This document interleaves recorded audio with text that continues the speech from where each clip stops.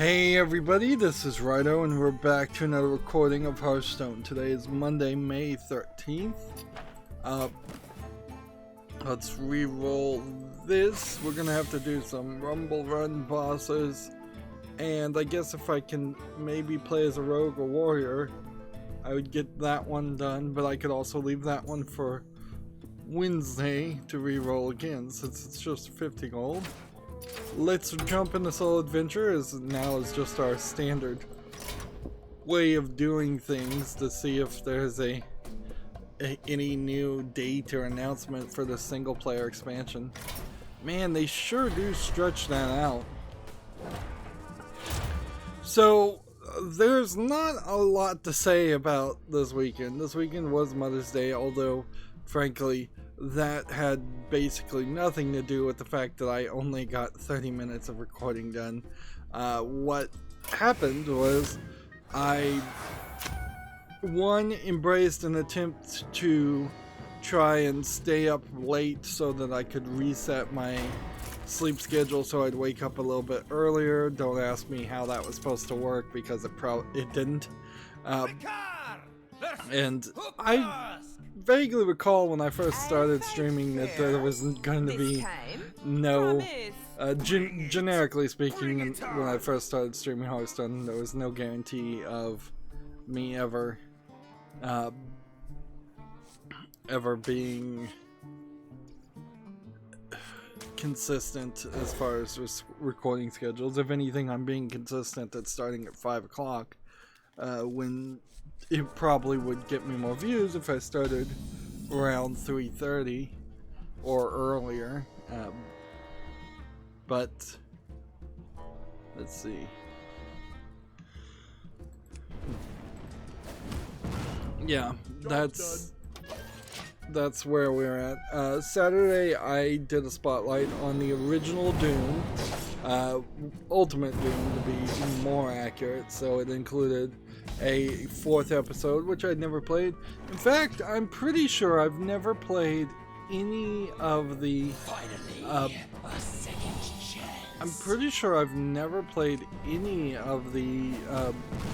episodes outside of the shareware episodes. So, like, I've probably played episode 1. I've definitely played episode 1, level 1, but I possibly have played maybe all the levels in episode 1, probably through cheating and cheat codes to get to those levels. But after recording for 30 minutes, I remember why I haven't ever made any progress or been successful at using any of that, playing the original Doom. It is because the game makes me incredibly motion sick, and it managed to do that again. In fact, so I spent the rest of the day feeling very ill, probably way more ill than you probably should from just being motion sick. And then Sunday I still wasn't really feeling great, and so on top of sleeping at random intervals, I also was still motion sick, so what was supposed to be a quick and easy spotlight of Ultimate Doom and then moving on to Final Doom, which I didn't get to, and then I was going to go through whatever other Dooms I have. I don't think I have Doom 3, either versions of it. But yeah. But yeah, I was going to go through that and then work my way to the reboot of Doom, which is really where what I was aiming for.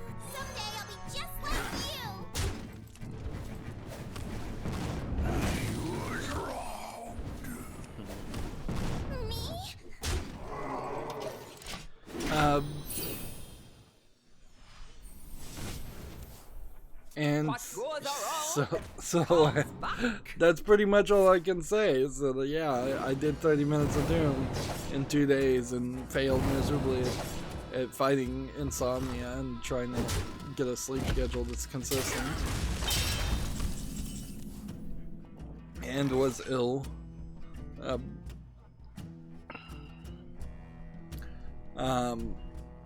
I did finish Axiom Verge. I think I talked about it. If I didn't, the game I found, particularly I think even sitting with it more now, I found the game to be less interesting than I thought it was going to be, and less quality than what I felt like it was, considering the very high praise that it has gotten.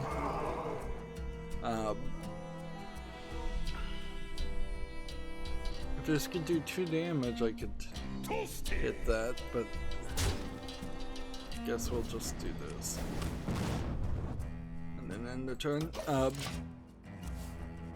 Give me a quest. Axiom Verge feels a lot like Metroid if Metroid never got any quality of life improvements, which there, I think since Axiom Verge has come out, has been a remake of the original Metroid game to give it some quality of life improvements. There was a lot of weapons and a lot of secret codes that I didn't find. There's clearly was a promotion and a push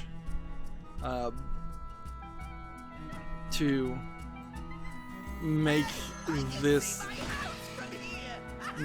Axiom Verge super popular amongst streamers and the like, and that probably skewed the opinion that people had on it too, but Give me a quest. my experience I don't feel like would have been too off from an average player's experience. You do a lot of wandering around. There's a lot of hidden, there's like twice as many weapons hidden in little spots you would never think to check. There's no indicator or anything like that. There's no new game plus. There's nothing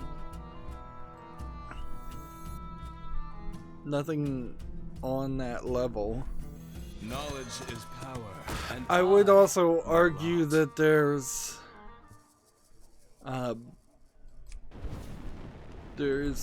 totally an instance in Axiom Verge where it does not embrace any of the Castlevania elements at all. It is 100% a Metroid game.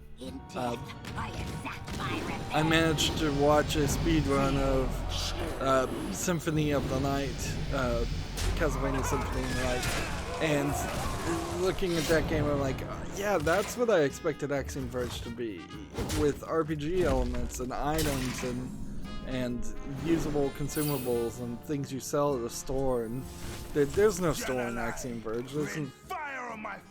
There's kind of nothing. Alright. I can do this for free. And I can do this, I guess, but that doesn't really do anything. Spirit of the flame, turn them to ash.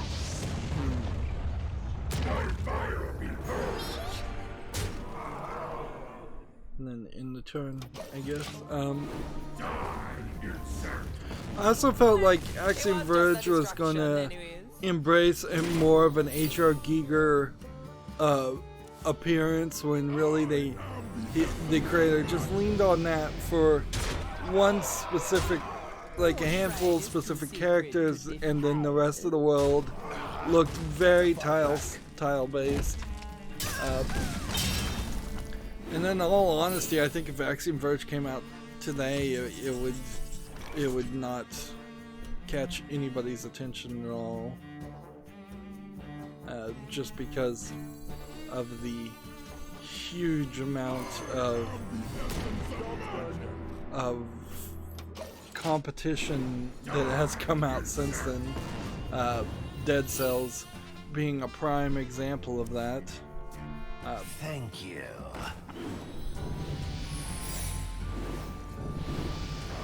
I suppose Axiom Verge is still closer to an original Castlevania game or Metroidvania game than any of the Lord of Shadows game, but I would say at least Lord of Shadows 1 is a better game than Axiom Verge was, and even Mirror of Fate, which wasn't really that good,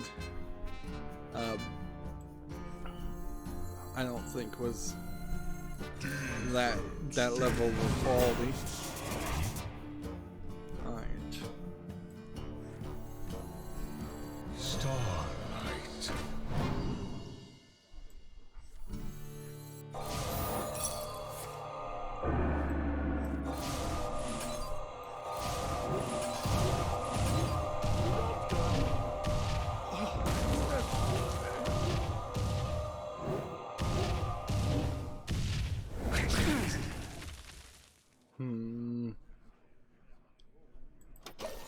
All that training is paying I would also say because of Mose and the E3 slump, we really don't have a lot of news to talk about. Notice I'm not really stressing right now to get to the news. So we should probably do it. I know I say this every stream, but in the pre-E3 hype, I think we could probably get around.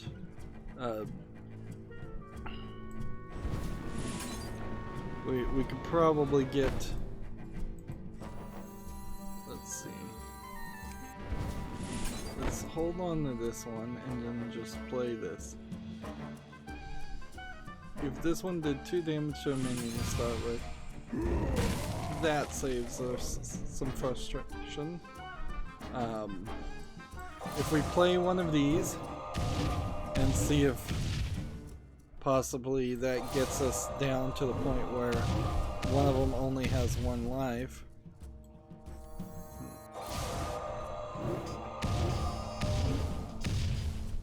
Alright, so if I could kill these 2, I would win. Well, I could do this, and then I can do this.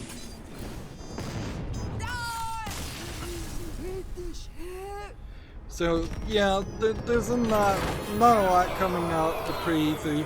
The one game that did come out is Rage 2, and much like Anthem, I think there is a issue. Let's see, what does our shrine do? I don't need 2 copies of that. Draw cards until your hand is full. Spell cards cost 1 less. Yeah, that'll be cool.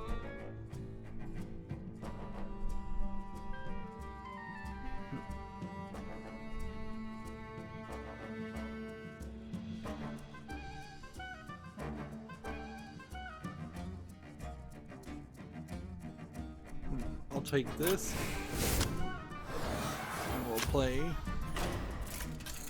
Yeah, Rage 2, it seems like it's kind of a nothing game, which is weird because I felt like this probably was a cancelled Mad Max sequel, but it feels like now that it's a mediocre, like, open world looter shooter. It seems like it's being compared to like a worse attempt at Borderlands, at being a Borderlands clone right before Borderlands comes out, Borderlands 3 comes out, so there becomes a question about, did they just know that Borderlands 3 was close to being released and they had to get out ahead of that? If it was truly a in development Mad Max sequel, which the Mad Max series is on hold due to legal disputes of the film rights holders and the production company, and it probably is not going to get sorted out anytime soon. It must have been really, really early days for that. It seems very strange and odd that they would bother to make a sequel to Rage 1 when Rage 1 was, even though it looked very pretty and interested me, I did not get to the end of the game, and it was reviewed very mediocrely. It's weird to drastically change the art style with some neon looks and kind of change what the feel of the game feels like, I think.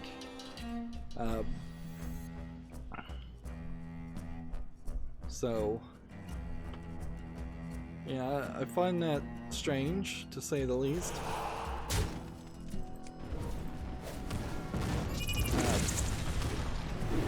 Gonk grants me power.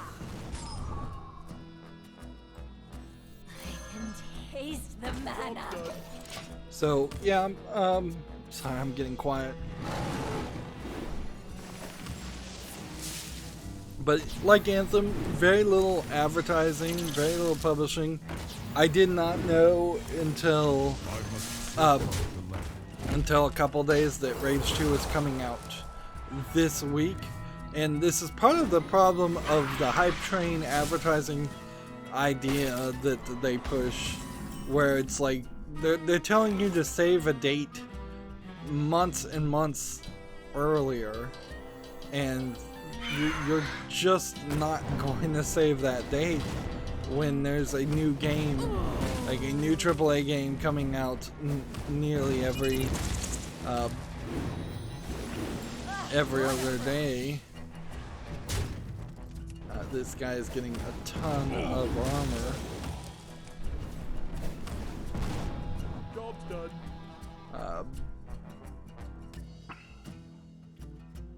Just a ton of armor.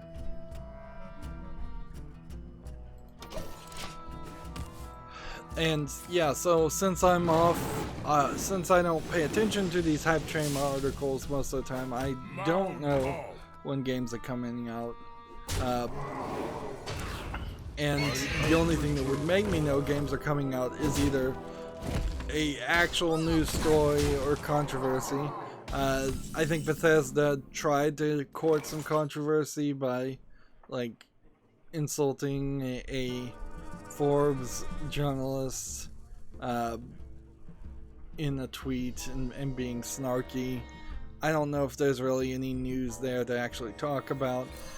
It did kind of immediately bring up the fact that Bethesda blacklists a lot of people who it seems like they blacklist anyone and everyone who has anything negative to say in their reviews. And Bethesda, in particular, is been rather litigious and just a pain in the butt to deal with. And so now that Bethesda owns id Software, Bethesda, as the parent company, has killed some of the good graces that Rage 2 might have had. And apparently Bethesda's no review copy policy seems to be mostly accurate, because nobody is seemingly playing the game early. Not streamer, not mainstream video game journalists. Let's see. Next spell does +2 damage. Alright. We'll do this. Starlight.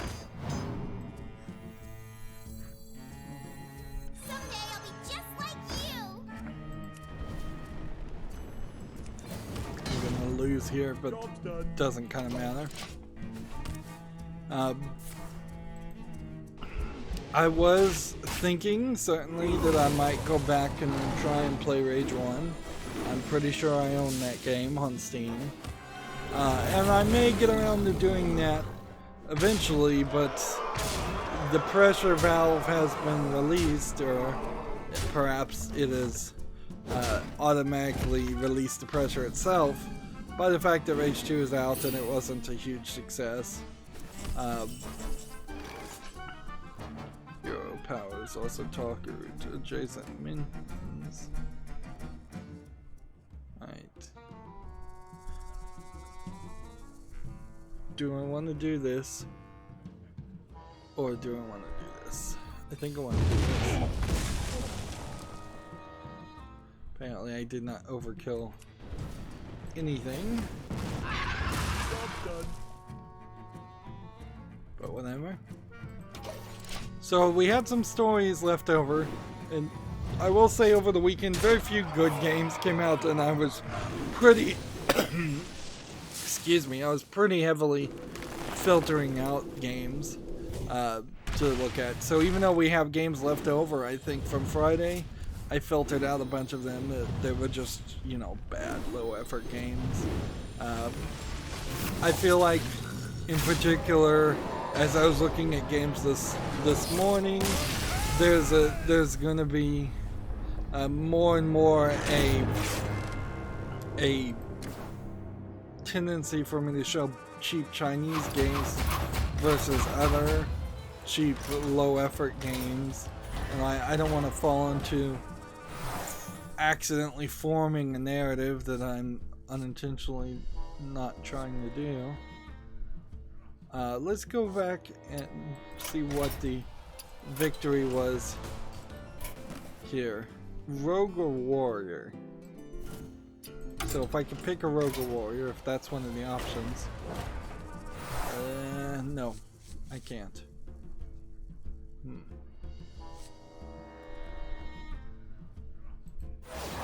Alright. We'll just start here. So one of the stories that we saw just as we were wrapping up on the weekend is we have this GameIndustry.biz. The ESA reportedly troubled by eroded trust and harsh management. The former president, Michael Gallagher, said to have exhibited, quote, challenging management approach that celebrated burnout. It seems like this story, since even this has come out, has been updated because the ESA has announced a new CEO. The ESA is it's not the ESRB, so though. So I kind of would like to know what the E stands for, whether it's E for European or E for entertainment. Job's done. Anytime you use a anachronism or initialism like this, you should, in your article, the first time it's mentioned, mention what that stands for. I know I should know this, but they get around. It is the European Space Agency, or Entertainment Software Association. Yeah.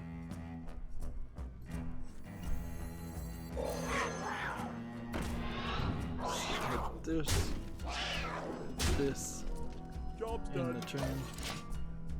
So yeah, the ESA is the Entertainment Software Association, which is kind of the lobbyist group. And we can see here there's an announcement of Stanley Pierre-Louis as the next president and CEO.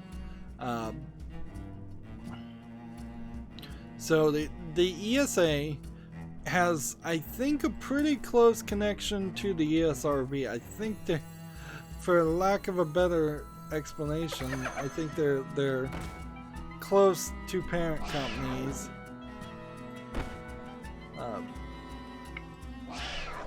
Like the ESA owns the ESRB, which the ESRB specifically focuses on the rating of games, where the ESA is a straight up lobbyist group, which, you know, some of the problems that the video game industry seems to be close to having right now are directly related to a lack of action from the ESA on self-regulating loot boxes or doing any real self-regulation, because that's really not what the ESA is about. It's not this self-policing organization, although it might try and pretend to be that way. It is quite literally a bunch of greedy, corrupt companies that want to have more loot boxes and more microtransactions, just using their own lobbying group to avoid any legislation that would restrict that. That being said, the United States is so pro-capitalist and anti-regulation that the at least in the United States there has been basically zero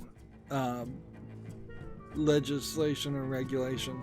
And there's a certain point in the court case filings that have supported this, in the fact that video games fall under the free speech classification as any other artistic creation, so it is a violation of a corporate entity, corporate person as they now claim they are.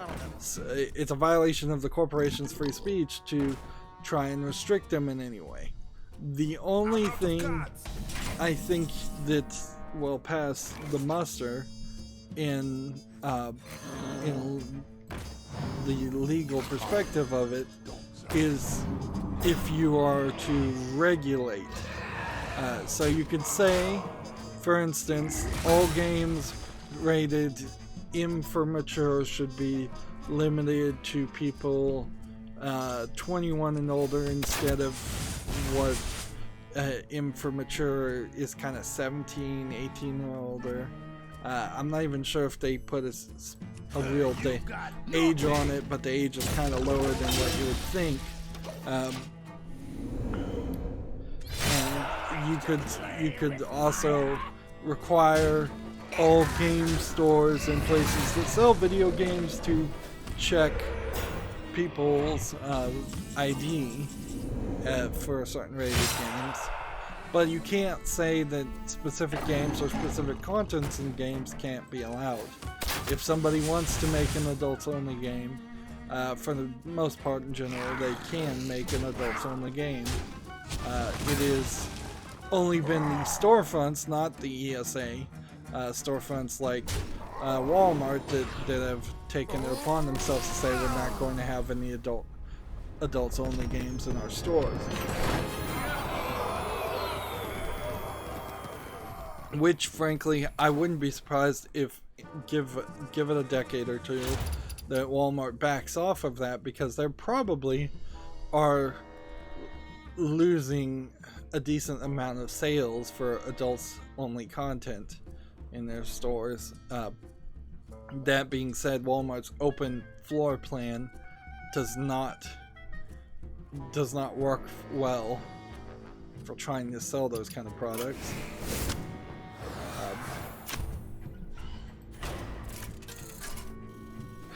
Moving on though, because I'm really just talking at that point and there's nothing else to say. TechRaptor has an article here. Wizard of Legend is adding a boss rush mode for its 1-year anniversary. Wizard of Legend being a game, one of the many games that I heard about, thought about playing it, and didn't get around to it. And this is a consistent complaint, I think, of all gamers, where there's just never enough time to play games. Even if you are a YouTuber who's trying to make their whole career around playing games, there's not enough time to play games unless you just make a hard break line and say, I'm only going to play new games and not play any of the old games, which wouldn't really be fair. Wizard of Legend is currently available on PC and PlayStation 4 and Switch and Xbox One, and also you can play it on Linux and Mac OS X. So it's rather available. I would say if Wizard of Legend is the game I recall, there might be something to be said about it looking too much like a roguelike dungeon crawler. If it's a game I think it is. I guess I can click on the link and see if I can see some gameplay. Let's see. Yep.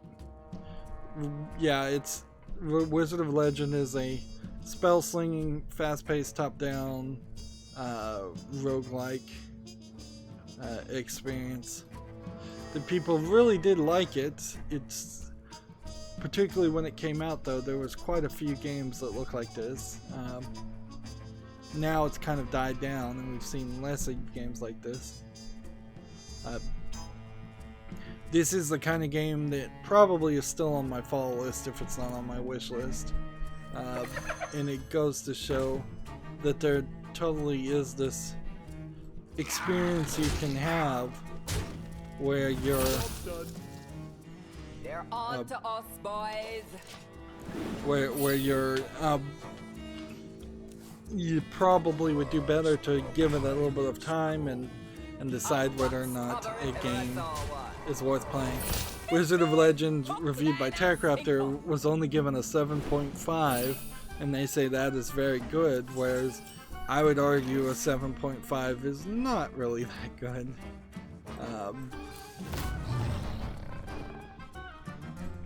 Let's see.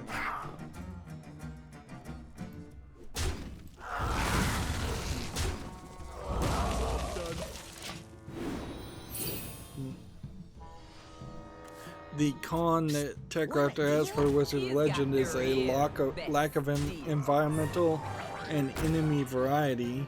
The pros are polished combat system, huge customization options, and good pixel art. So even now, seeing that it's getting a boss rush mode, which is nice, and it's a nice 1-year anniversary thing you can add to a game without really having to add too much content. That doesn't inherently mean that it's worth playing. Still, the boss rush mode in Axiom Verge, well, the speedrun mode in Axiom Verge actually isn't a boss rush mode, which I thought it would be. It is just literally We are back in the game, made for streamers built-in speedrun counter to play the entirety of the game, and it removes like cutscenes and things that would slow down the gameplay. A nice feature certainly, but that's something that you could have also let a modder do. There definitely was a lot of instances of people trying to trying very hard to make their game speedrunned and played on Twitch, which now I think we're past that point, and I think game devs are just making their games and hoping that there'll be the next big thing on Twitch, but pretty much guessing that they won't be. Alright. So, if I do this, You think that's a good idea? It's time for And an then- ambush! This. And then that. And that. We'll go ahead and kill that. Job's done. Then your turn. Moving on to our next story, TechRaptor has an article. Rage 2 Roadmap offers plenty of bang for your buck. One of the things that I haven't mentioned about Got to love a good cheese. Rage 2 is that you have to have the deluxe edition Company. for the BFG gun, which is being described by many people as literally paying for a cheat code at that point, because it is a gun that that is about doing more damage. It's not just a skin.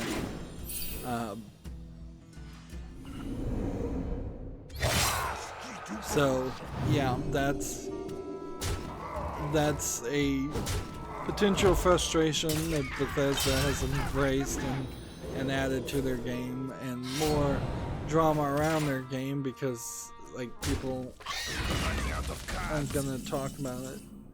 Otherwise, there's something that needs definitely to be said here. If I do that, that won't work. Let's do this.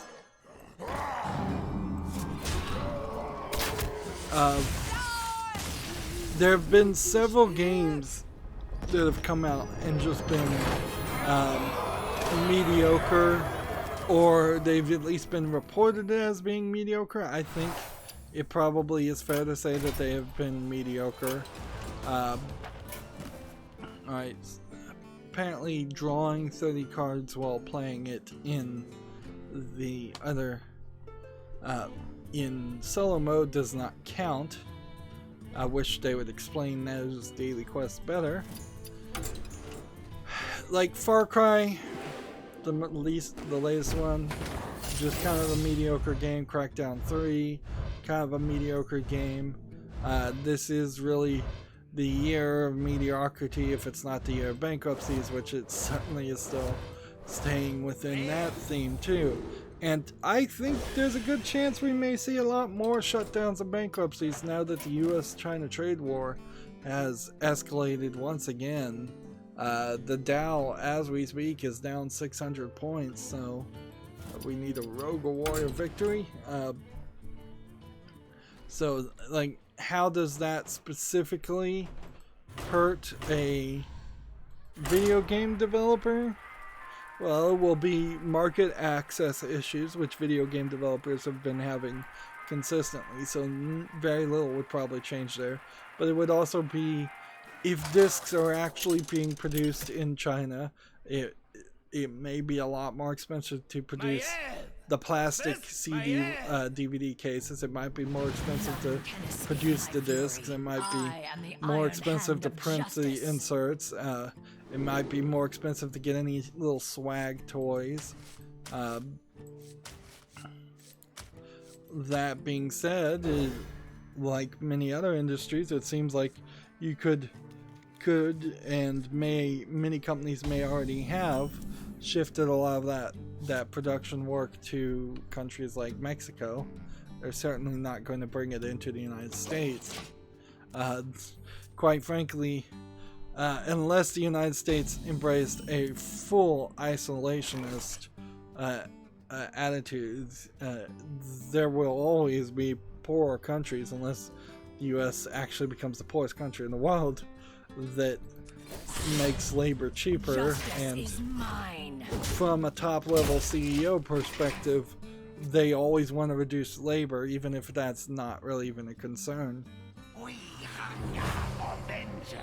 The irony is that managers and CEOs all think the same because they've been taught to all think the same. So even if you said our pay is quite good for the employees, they're very happy, they're doing great work, And that's not the problem. Our problem is something else. Justice is mine. A CEO is going to ignore what you just said and go, we're paying our employees too much, let's cut the wages. That's all that's their first and last thought. Let's reduce the number of people we're paying. So, I guess it is best described as Give me a quest. CEOs, managers are literally anti-human in a sense that they are against humans earning any money.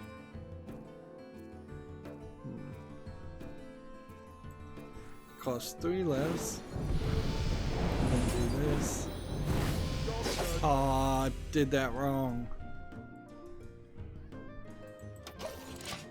The Rage 2 roadmap here, it looks like they're giving you new cheat codes and weapon skins. A new ride, the one-wheeler, which would be a vehicle. It seems like the first expansion comes out in August with new story, and then the second expansion comes out in the fall. Fall is a very generic term here, so they're hiding behind a lot of wiggle room. This, I believe, is paid DLC too, so you're not just going to get that thrown in the game. There's going to apparently be a world event, which is weird too. That being said, promising a lot's going to be added to Rage 2 doesn't fix the first question, which would be why should I play Rage 2 in the first place?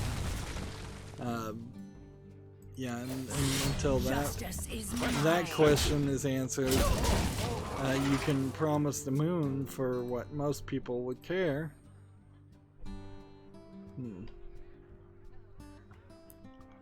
Let's go through these games, I suppose. We have this game on Steam called Weightless, an immersive, relaxing experience. This looks to me like it might very well be a paint to sell, paint by number style game on PC. That video did a lot of post-production effects on it to make it seem like it was something more than it really is. And I kind of get the idea of doing a paint by number. This is only $4, and it probably only needs to be in English. It says full audio, but I bet there's really very little audio, if any. I wouldn't be surprised if this is totally silent or it just plays the same song over and over again. But it also seems to me like there's not a lot of variety in this, in the pictures. Seems like there might only be 10, 20 at most. Yeah, that is just kind of one of those examples where I don't think you can. I don't think you can get enough quality entertainment out of something for it to justify the price of it. Also, I would say a PC version of a paint-by-number game only really makes great sense if somebody has like a Wacom or Wacom tablet or something like that. Otherwise, why are you not doing this on an iPad? Why are you not doing this on a Give me a quest. on This guy's a toast. cell phone? Why not have that portability? You're certainly just showing a paint by number screen, so it's not very detailed in the first place.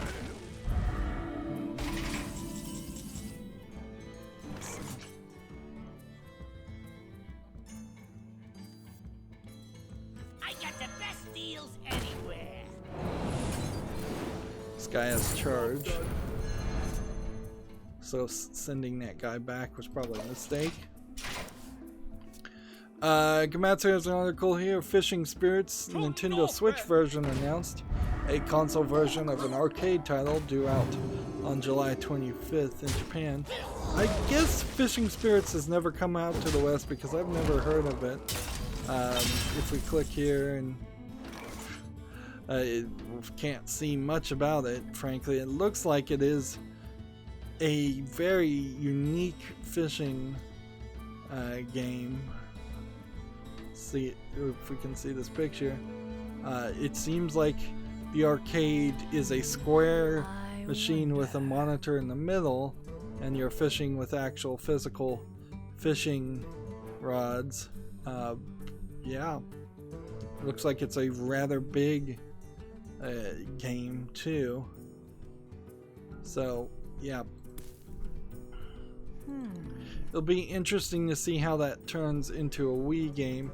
And what really caught my eye here is it's rather like a kid-friendly Pokemon style fishing looking game with what looks like fake magical fish.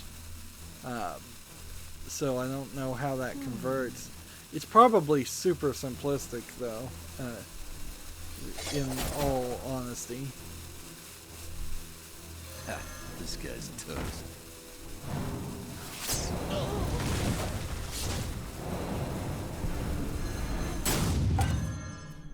No.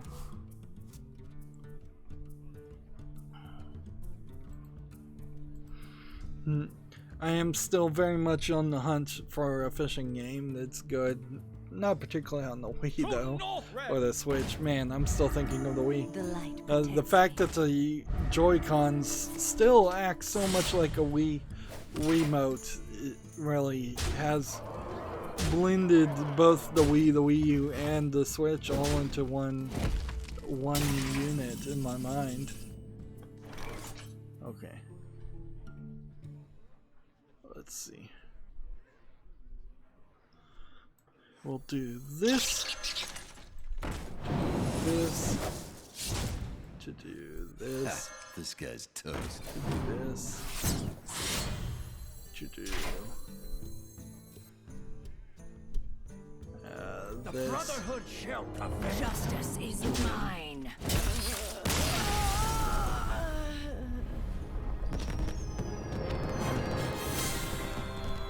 And you would think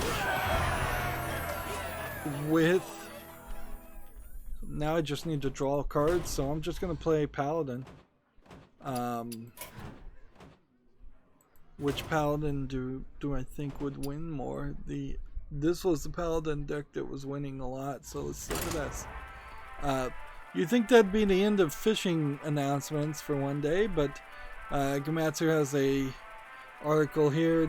Bakutsuri Bar Hunter has been announced for the Switch, an anime fishing game for Bandai Namco, and this looks very different, so maybe fishing games in general are kind of becoming popular. I will fight with honor. Let's see. Apparently there was a 3DS version of this franchise also that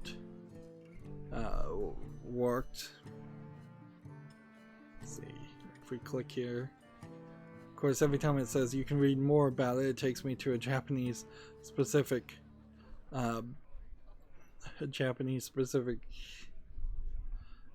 website. So a big toy accessory that your 3DS plugged into for a fishing rod that you could then reel in the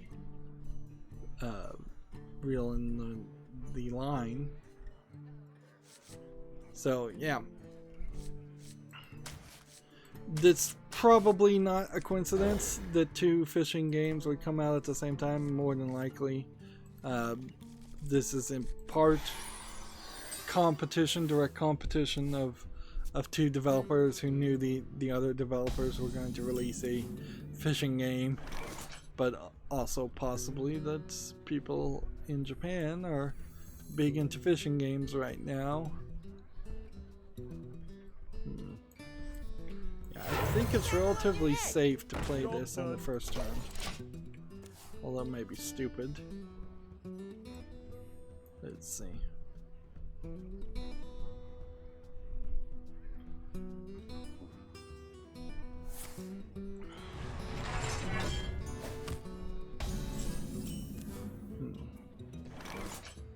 here, I'll never tell.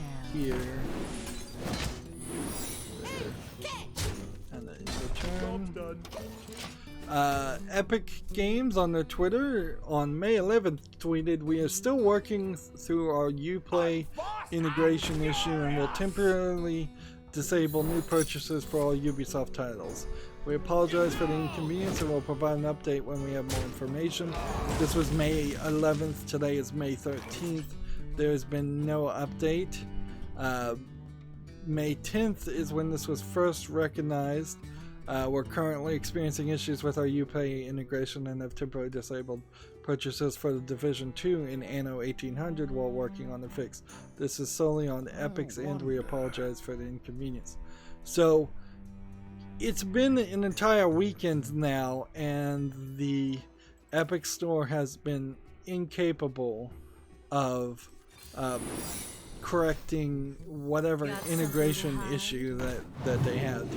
Now, I think it's fair to mention that a bug was found on Steam late last night, and it seemed like late last night, where if you went to SteamDB, which I believe is a third-party site that has no real affiliation with Steam, you could find easy links to click that would allow some people to get free versions of paid-for games.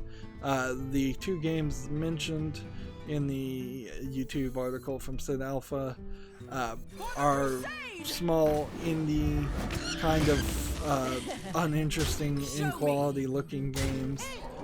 It looked like by the time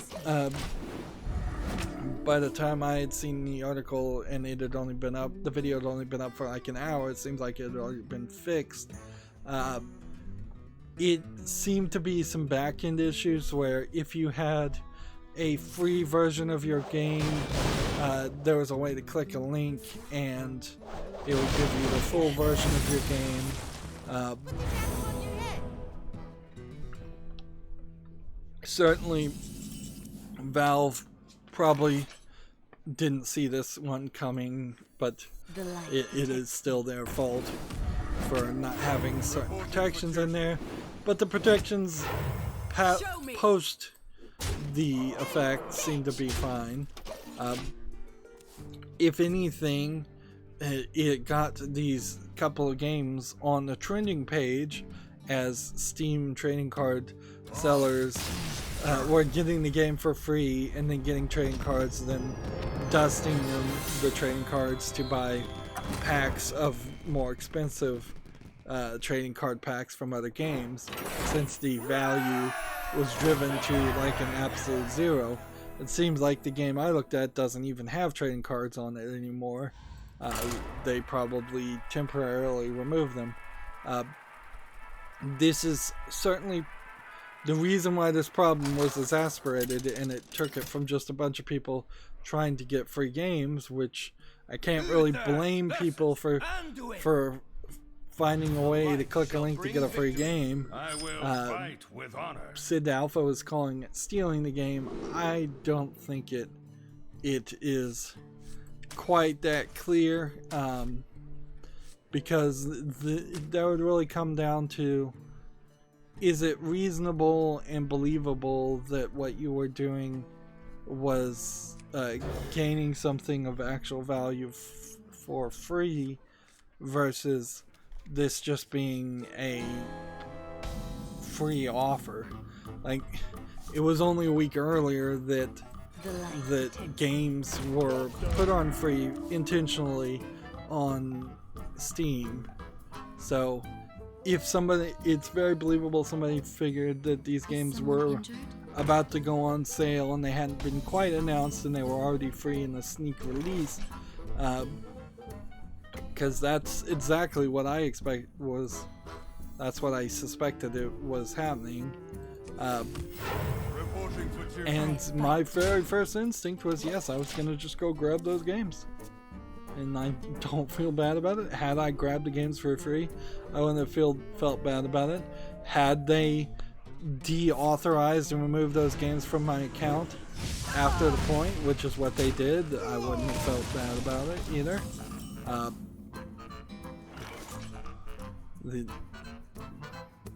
There is something. There's definitely a difference between passively clicking a link and actively trying to do a hacking attack on Steam to get a game, or just trying to brute force Steam codes or something like that. So, yeah. But yeah, it's really such a small story. Nobody else even reported on it because it happened. It happened on some uninteresting games. It would have been more interesting if it was good games.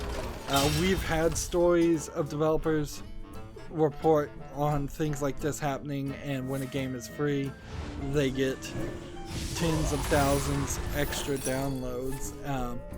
But that does not, in a large way, equate to a belief that they would have gotten 10,000 sales and that they lost 10,000 sales.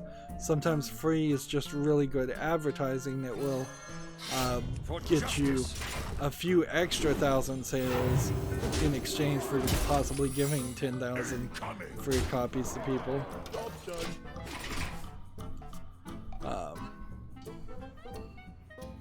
But yeah, that's pretty much all there is to say about that.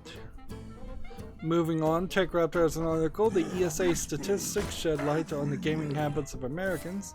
This will be slightly interesting if it's portrayed in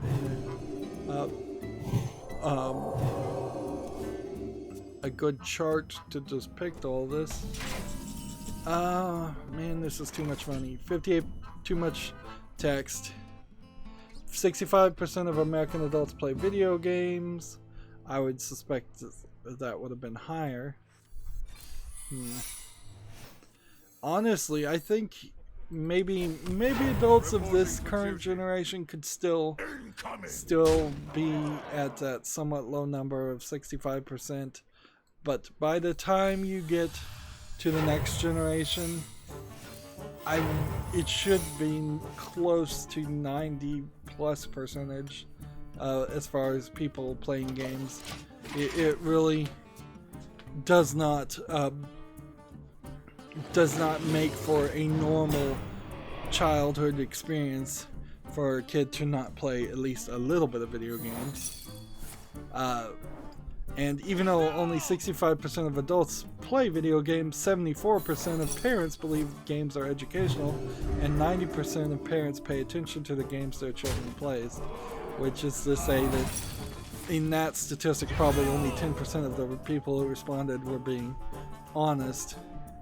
But then that is also a bad question to self-report, because everybody thinks they're paying attention to everything. It's just whether or not that is actually true is borne out through a third-party observation.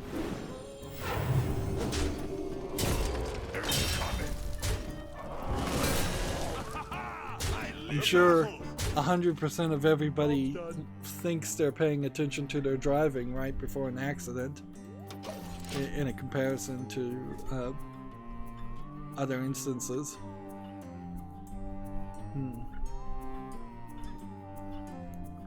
There's a quote here. This is the golden age of video games. They are a leading form of entertainment in American culture. They enhance our interconnected experience and relationships with one another and redefine the intersection between human and technology. Americans play video games to have fun, relieve stress, learn, and spend time with family. This innovative form of entertainment touches on every part of society and improves how we play, work, and live.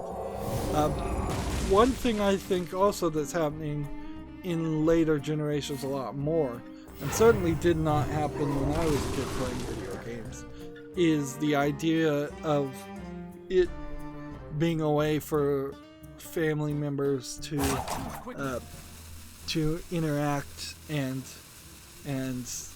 have fun together.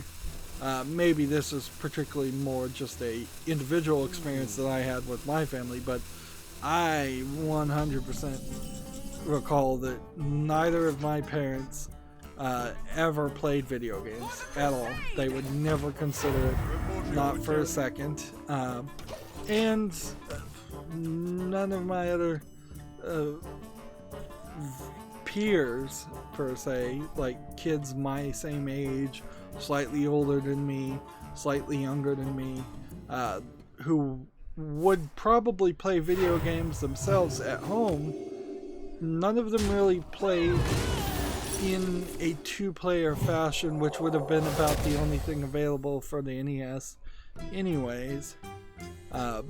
Very little of that, and the games that had two-player modes often were not a more fun experience because of that.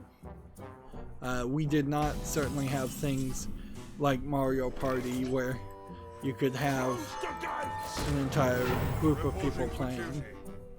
To battle. And so I think the video game industry in particular has gotten better about couch co-op play and family play in general. Of course, this is the ESA, and like I said earlier, the ESA is it is a lobbyist group for the video game industry, so of course their research that they paid for is going to come out with a very highly positive, rosy report, undoubtedly.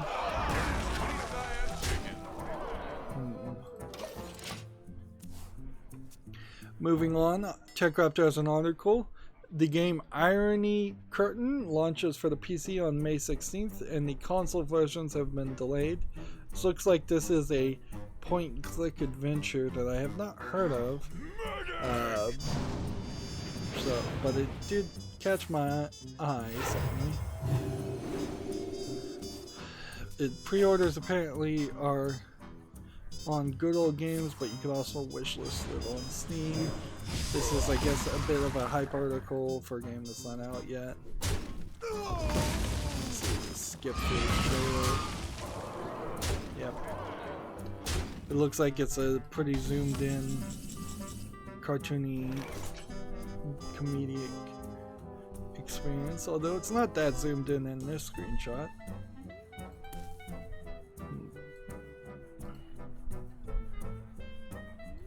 The light protects me.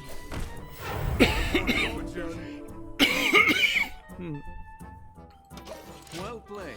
There is also a possibility, I think it's worth for me saying, that I might just be sick from something else, and it was simply a coincidence that I played Doom and then felt sick. I seem to be coughing more than usual today. Moving on, TechRaptor has an article. Adam Crichton, the co-owner of developer Panic Button, steps down. Panic Button, let's see, it was founded in 2007 as a Texas-based company well known for game ports and 4K updates of titles like the PS4 Pro and Xbox One X.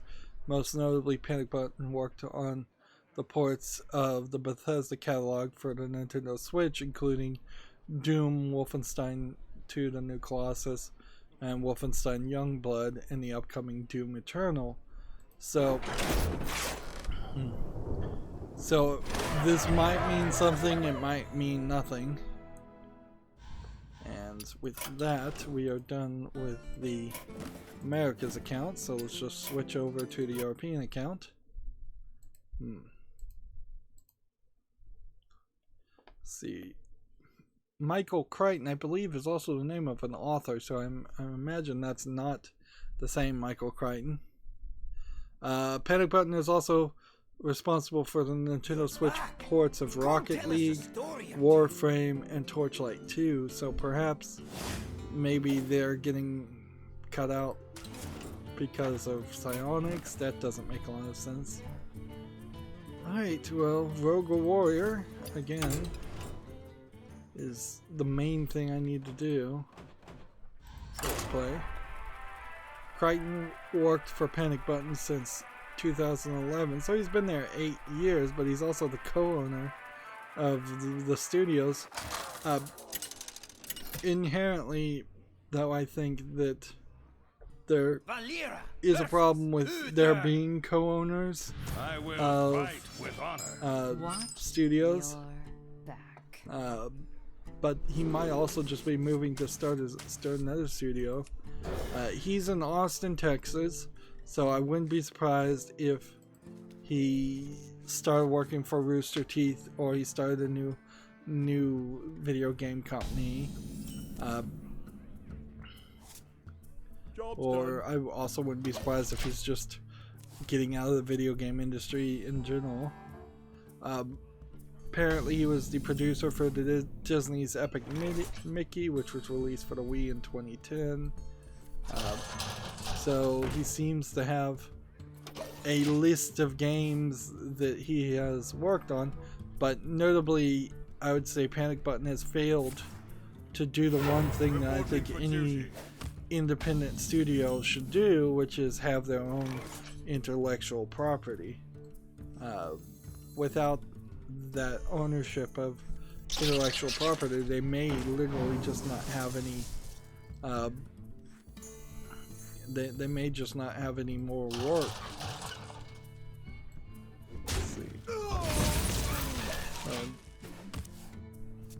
Let's see. While Crichton has not revealed who he is working for, now speculation and thought connecting are leading to some to wonder if he's taken a job with Retro Studios, mostly because Retro Studios is also based in Austin, Texas, and is hiring for work on Metroid Prime 4. So that might be the case too. Although there really is no reason why, if you're a co-owner of a company, that you would need to step down to do a side job or take on a side job at a different company. But it also shows a level of split there where Adam Crichton, if he was going to work at Retro Studios, he's either going to work as a manager or he's taking a major demotion from co-owner to programmer or producer. So that's the kind of story that may very well end in nothing, or it may very well eventually reveal that there's more to tell. Here we go. It's not impossible, but it would be weird, certainly, if somebody like Michael Crichton was trying to start a new company in Austin, particularly trying to get people who work at Gearbox, which is not in Austin and several, I believe, 100 miles away from Frisco, Texas, where Gearbox is centered. But logically speaking, I think a new video game company has a better chance of success being established in Austin than Frisco. So there probably would be a burden on anybody trying to leave Gearbox because of the CEO, I assume. Which is probably why a lot of people still are at Gearbox. At a certain point, it does become rather questionable why anybody is still working there, if half of the things you hear about Randy Pitchford are true. Speaking of which, it seems like there's now been more evidence, if not a direct admission, that Randy Pitchford did fire the voice actor of Claptrap the day after the alleged assault, and maybe that even Randy Pitchford has admitted that he assaulted him. I didn't do enough research on this, but this is certainly not good.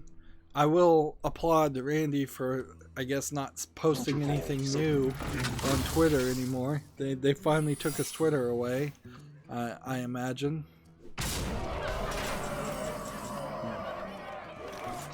Let's see. This did that wrong. I should have done this first. This. Desperate seas I roam. Let me go home. Darn it.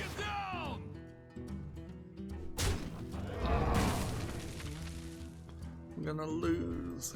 Evil is far. Well, I don't know what I'm supposed to be doing, so let's go ahead and make an effort to play as many cards as possible. Next we have a game on Steam called The Brink, which looks like it's an RPG Maker game. Chinese product. Arguably, I can't really even call this too much of a cheap Chinese product when the truth is all RPG Maker games look cheap, and this one looks no real different. This is $4.49 discounted. In the realm of RPG Maker games, this looks as similar as any of the others from the screenshots. Now, maybe there could be an argument made in every instance that most RPG Maker games from a Chinese company tend to be shorter in length or worse in quality, but you'd have to basically play the game to figure that one out.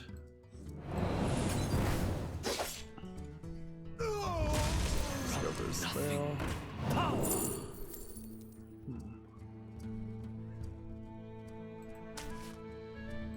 Let's see.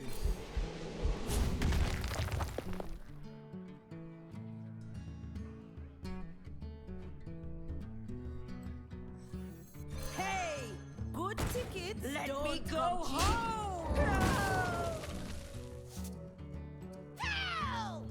Here we go. Lost. Next we have a game on Steam called Real Scary, which looks like it's a full motion video, or I think this is probably argued to not be a full motion video, but instead a combination of screenshots or photos that is trying to look like video.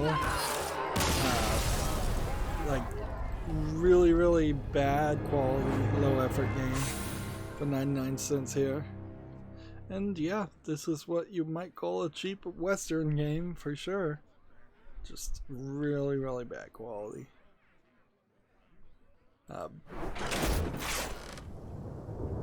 Unfortunately, I think that is pretty much most of the games that I opened, and I only opened a few at that point. So it's been a real bad quality for weekend. TechCraft has an article. Idea Factory announces Mary Skelter 2 Western release for the Nintendo Switch. What isn't being spun here, and that's TechCraft's, I guess, blank narrative that they're approaching here. Apparently, from what I saw, they came out and specifically said that the reason why Mary Skelter 2 is not coming out on the PlayStation 4 in the West, when I believe it is available on the PlayStation 4 in Japan, is because of the censorship board, which it seems like it is a full board that Sony has established, like a full group of people just allowing and disallowing content on the PlayStation 4. On top of that, another developer, a high CEO up in one of the developers' company, has specifically said to their game makers now that they can no longer have young looking characters in their games whatsoever, which this means that there is a straight up editorial artistic decisions have been taken away from the artist and the creator's hands and are being forced upon them due to this censorship. So it has had a chilling effect. This is what people mean when they say chilling effect in the video game industry, at least for one game producer. Which, that's not good. That's taking away the free speech of the game creators. It's taking away the rights of every adult individual in the West and in the United States to purchase things that they might be interested in purchasing. It is literally putting all the power in a unelected small group of hands inside of Sony, which is using its market influence to destroy or damage the opportunities that a developer might have to sell their product that they want to sell. But I don't want to get into too much of a rant of that, so let's just move on. If we want to talk about really low effort game here, we have Teeth Brushing Simulator. I can't think of anything more boring than brushing teeth, with perhaps the exception of scheduling YouTube videos. At least brushing your teeth doesn't take 7 minutes per video, or per tooth in this instance. But clearly this is just an asset flip low effort game. English is not supported, it's 59 cents, and it's a Russian only game. Like, how do you not call this a Russian troll game in that case?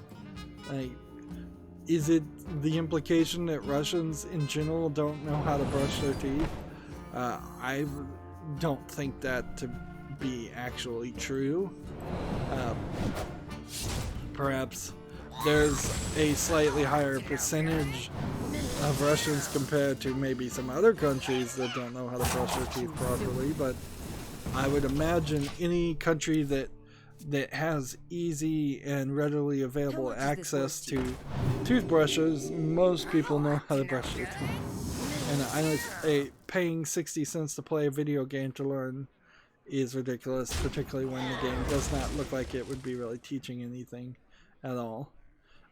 On the other hand, if somebody made a teeth brushing VR game that really sensed your hand and you really had to do the actions correctly, I could see that as a experience you might give to a very young kid to go, yeah, you're not brushing long enough, you're not brushing soft enough, you're brushing too hard. Like there's some different ways I guess you could go with that.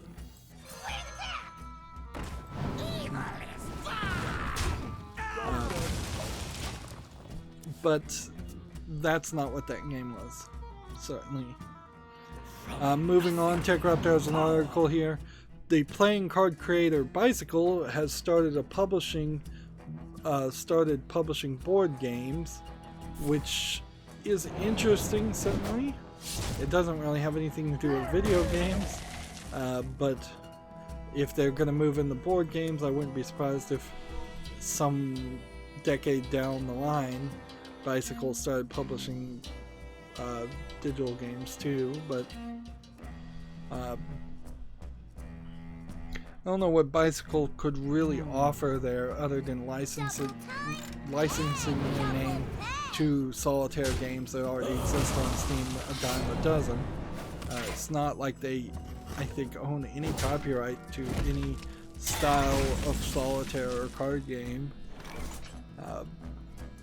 And I don't think Bicycle really has enough of a interesting brand that people would care whether or not they're the brand of cards you play in a video game is bicycle or not. If anything, I imagine they've stayed in business as long as they have by simply doing good, streamlined, cheap production of a very disposable paper product.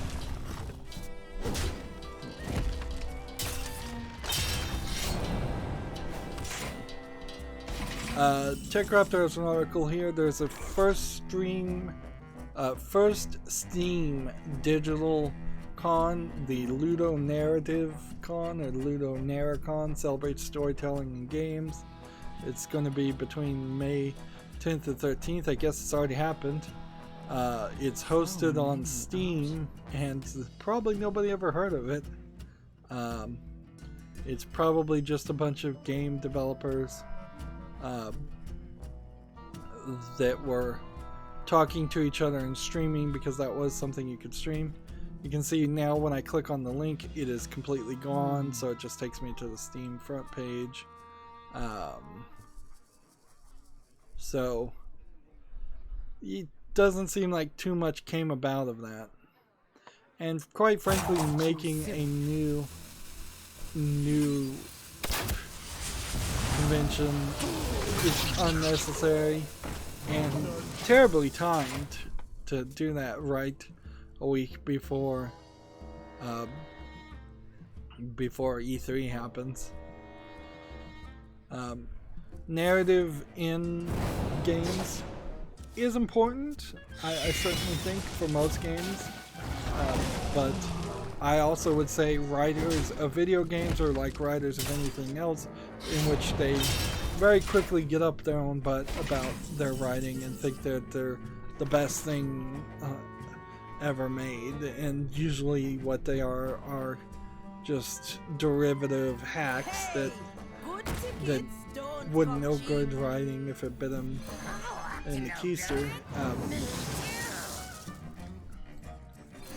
Like, I've been spending some extra time looking at the 95 Outer Limits series. I tried to watch the original Outer Limits series from the 70s, I believe. That looks really bad, and I can't, like, with the terrible, like, plastic foam monsters of the week that the original Outer Limits series was, it's just, like, not interesting. Not like the original Twilight Zone series. You can watch the original Twilight Zone series, but even the 1995 Outer Limits series is really badly written, with long pauses in which no dialogue is being said, a lot of trying to play orchestral music in the background, and the entire first season of the 95 series is pretty forgettable, with the exception that the first season seemed to have been on Stars, and thus they were going for we can show a boob every now and then, but then the second season seems to have been targeted towards more wide distribution, and so they actively chose not to show a nipple when they could have easily done that. Hey, good tickets don't come cheap. I would say the second season, first episode, which is about as far as I've gotten so far, does do a nice thing in which it gets away from just doing early 90s, mid 90s monster makeup on actors, which looks terrible too, but it's at least somewhat Tales from the cryptish in the way it looks, and not cartoony like the 70s show.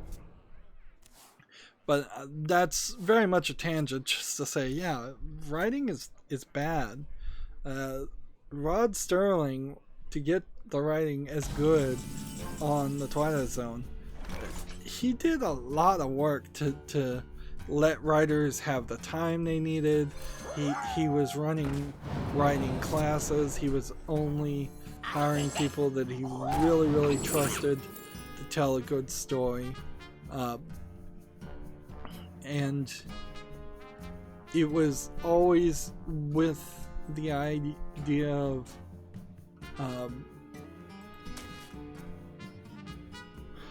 it was always an idea of, I think, Double pay. how can I say this?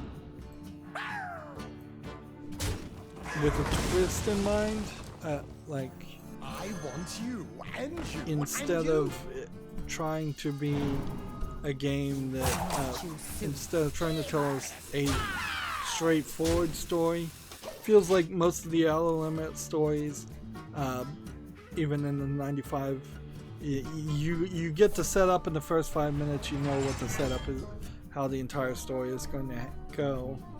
There isn't much of a difference otherwise, and certainly I've seen the 95 series of Outer Limits, so I may just be remembering the endings, but the twists are not surprising at all. Moving on though, like, I'm stretching out this stream for no reason. TechRaptor has an article, Old Tricks and Tactics with Grim Shade. I think we already talked about this game, but it caught my attention, certainly as a RPG game. If we go over to the Steam location, we can see that it's rated mostly positive, so I should put it on my fall list. It is slightly questionable whether what looks like a large team-based RPG is something I would want to play, but apparently it's gotten a new major update, so there's something potentially there to interest you. It's $19.99.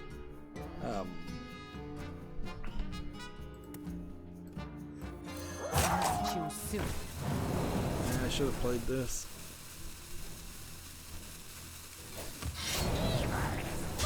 Here we go. There we go.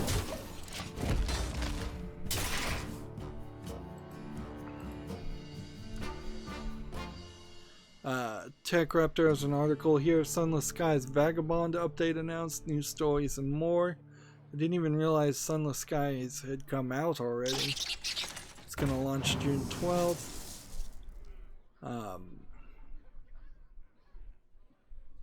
Yeah, Sunless Skies, basically Sunless Seas, a steampunk game in space. Sunless Seas is a steampunk game in the ocean, and they're kind of spiritual successors, if not direct successors, to each other. And yeah, I didn't see a lot of people show any interest in it. It is unfair, certainly, but it is the way the world works, that there may be quite a few good games that come out and just get no attention whatsoever. This guy's toast. Here we go. Play that. My hand is too full. Moving on, TechRaptor has an article. Monica Valentinelli discusses the work in writing, editing, and developing games. First question to ask is, who is Monica Valentinelli? Let's see. Tell us about yourself. I've been working in the hobby game industry as a narrative designer and tabletop games producer. So she makes not video games, she makes tabletop games. And so this is an irrelevant story. And that explains why I wouldn't recognize her, particularly as a female in the video game industry. Like, that probably would be something I would recognize. Here we go. Job's done. TechRaptor has an article here. Tetris 99 Big Block DLC adds offline and practice modes for $9.99.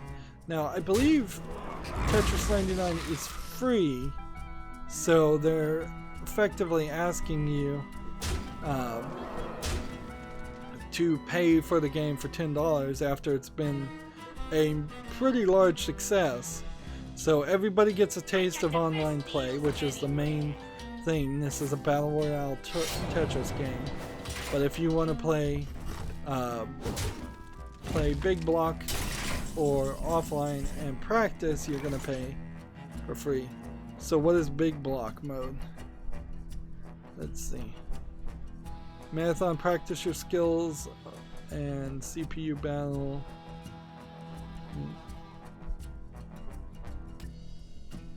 It's important to note here these new game modes added to Tetris 99 Big Block DLC do not require you to have a Nintendo Online subscription. You only need to sub to Nintendo Online if you want to play the game against other people in standard play. That means people who don't want to pay for the online but want Tetris on the Switch, this is a solution. Interesting. As an interesting offering for them to give. Let me go home!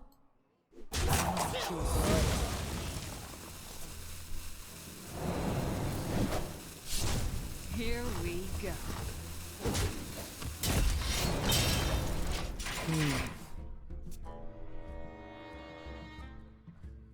The question, though, is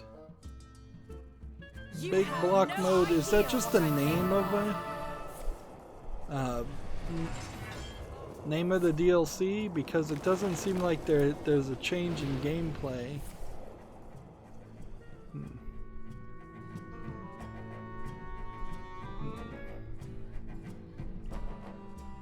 Yeah, it just gives you marathon mode to practice your skills in offline single player mode. And then it gives you CPU battle. If you want to step things up a bit, the CPU battle adds 98 computer players to simulate a proper multiplayer game. So the big block mode does not introduce a big block, oddly. That would be the one thing I would expect it to do, is introduce some big block character. Let's see. I could do this and draw the rest of my deck.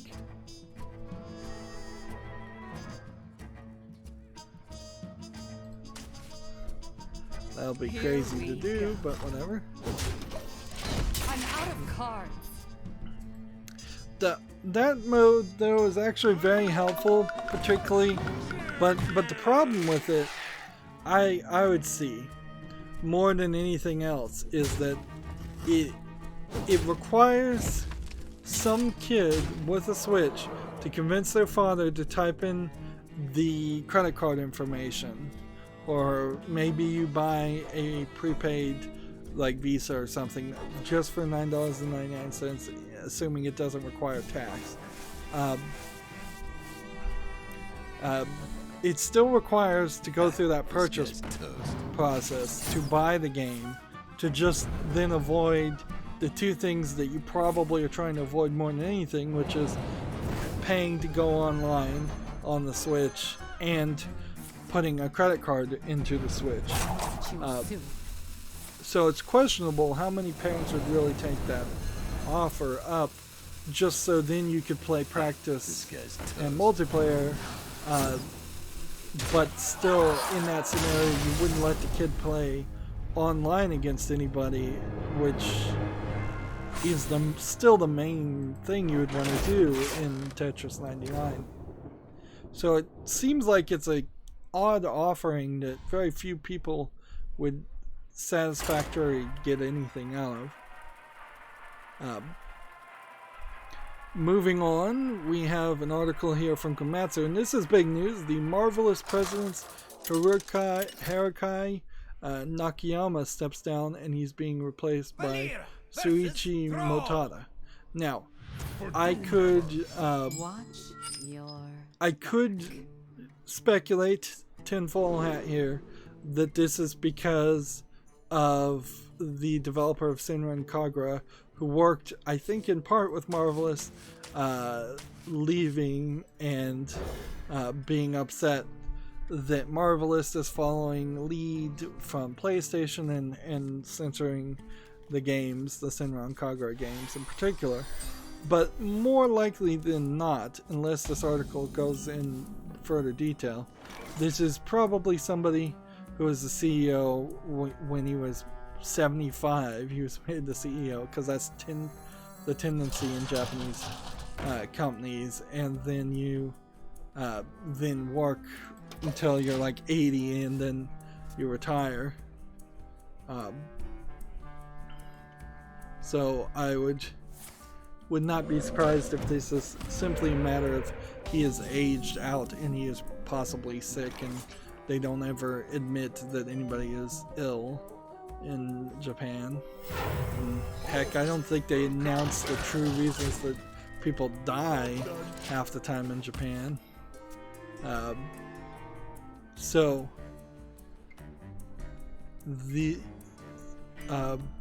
here's the information we have. He joined Bandai in 1989, so he's pretty old, and then he became the CEO of NHI International, president, then he joined Sega, and then he founded Marvelous Entertainment. Marvelous Entertainment also not just a video game developer, also in the anime in at least some level. Maybe they license anime. I don't think they have anything to do with the current controversy with Vic Mignogna, but maybe. I don't see how that would affect him though. Anyways, seems like he's been CEO of a lot of different divisions and a lot of different companies. This is quite the resume going up to this point. So 2018 from 1989, he's been employed for at least 30 years, probably a lot longer in non-video game related career paths. Here we go.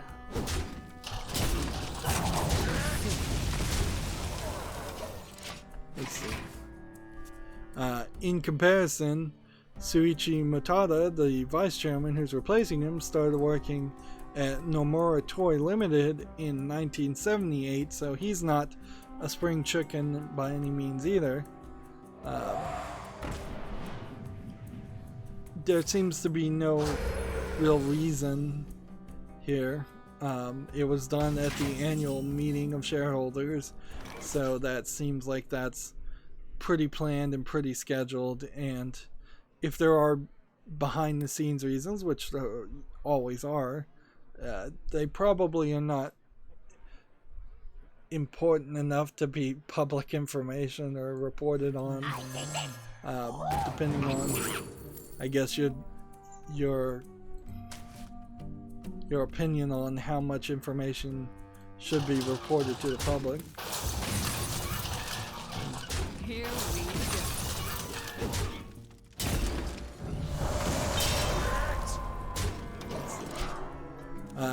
This is another example of a story, certainly, though, that there might be a follow-up there. If someone like the Senran Kagura producer says yes, he was part of the problem, now I'm going to go back and work with Marvelous some more instead of starting my own business, that'd be surprising, because he's already kind of committed to his word. But here we go. That's kind of all that would have to happen, and that's not likely to happen in the Japanese scenario. You're not going to see a former employee say something bad about the person pretty much ever. Moving on, we have a game on Steam called Hocus Pocus, which looks like it's pretty bad graphics in a spell simulator, like witch simulator. It seems like you wander around an area collecting ingredients to make spells. If this looked a little bit better, I would consider it. It's not the worst idea ever, but as it currently is, it's basically a flower picking simulator. The game is free, so the price is right, I guess, and it's English only. There is one game that I have that is definitely described as a flower picking simulator, and that was in part the reason why I decided to purchase it. Time's up. Let's do this. Here we go. Hold it.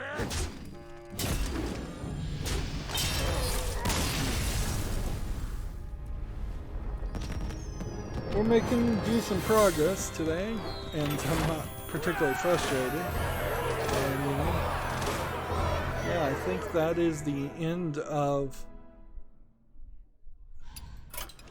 2 of the 3 daily quests. So let's skip over for a moment to the Asian account. We'll be in a weird position if I haven't gone through all the games today, because like we didn't finish all the games on Friday either, and that means we're just gonna fall further and further behind.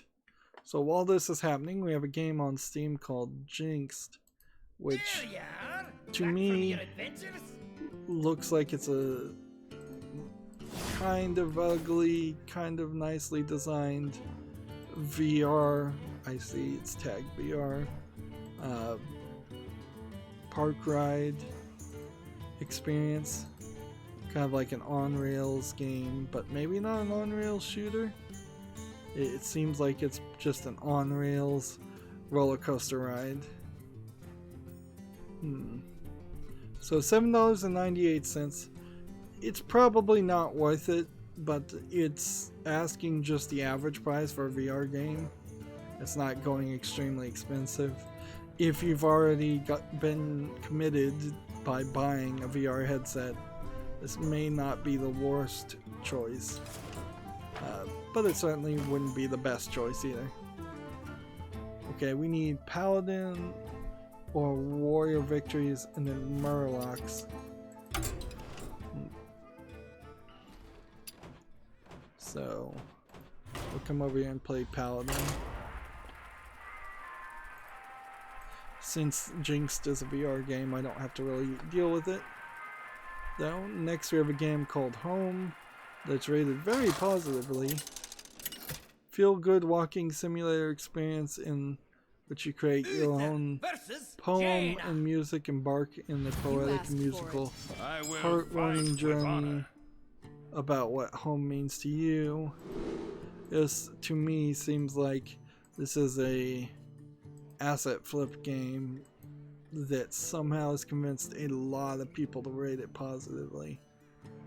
Like, that is a lot of people to rate it positively. I guess the fact that it's free works, and I guess it's good enough. Interesting that it's English, French, Chinese, and Spanish Latin America. User-generated poem and music, procedural-generated color elements. There might be something here worth checking out, but yeah, it's a free game. Go check it out if you're interested. I can't deny the fact that the mob rule says it's good, but since it's a free game, I don't really have anything more to say about it either. Like, I'm not gonna play it. If the cost is just downloading the game, then a video game critic doesn't need to cover it. Moving on, TechRaptor has an article here. Rage 2 streamers can have their audience revive them when they die. They put out some Twitch plugins of sorts. So they're definitely trying to encourage streamers. But then the question really comes down to, why did Bethesda not give any early access codes to any of the streamers? And yeah, why is Ninja not playing Rage 2 right now? Answer that question. Bethesda's no early access policy is and has always been a admittance that the games they were releasing when they instituted that policy were not good. And I think Rage 2 does not buck that trend. I think it's mediocre at best. Average, just... and that's why they didn't give out any early access when they probably would have done a little bit better. And I get the principle, the idea of it. Certainly if all game developers got together and said they were never putting out any early code for any games whatsoever, then everybody would be on a fair play field, particularly small streamers like me who would never get early access or wouldn't want it. That being said, that's never going to happen, so it just makes Bethesda seem unconfident in Rage 2, which is probably a very fair description of where they should be with their feelings of Rage 2. Moving on, TechRaptor has an article. Homecoming team creates new LLC, changes servers for City of Heroes. Homecoming team is the group behind the current maintenance of a popular rogue City of Heroes service, has taken some major steps to help legitimize their work, according to their own message board. Apparently, TechRaptor in particular is super obsessed with City of Heroes because, or they have some source inside this whole event, because they're the only people really talking about this still. It was interesting that an old game had this secret server running, but after that point it just like, this is the 4th or 5th article around it when it really only needed one article. So I really don't care to read any further on that article. So next one we have a TechRaptor article. Tom Clancy's Ghost Recon Breakpoint will be always online. Let's see. In the same way that the Division of Rainbow Six Siege requires an active connection, which makes me really wonder what kind of game it really is. Is it just another game that's like the Division, or another game that's like Rainbow Six Siege, or is it something that is slightly in the middle between those but still not too different? Right. Who you want me kill? Okay, well. The battle. Last warning. Well, he's stretched it out for another turn. Next we have a game on Steam. It's a bunch of Chinese characters and called Squeala, which looks like another RPG Maker game. This one with Dark Screenshot Syndrome too. Nothing interesting about it, $1.99. Yeah, I guess if I call something a RPG Maker game, I can then pretty much just lower it down to the statement that it's a cheap game in general. I don't have to speculate on origin. Anybody in any country making an RPG Maker game is probably not putting much effort into it. Next, GameIndustry.biz has an article. Take-Two ends its fiscal year with a group effort. This is probably a generous title. Red Dead Redemption 2 sales are slowing down, but GTA 5 and NBA 2K19 continue to drive Take-Two results. So Take-Two still doing pretty good.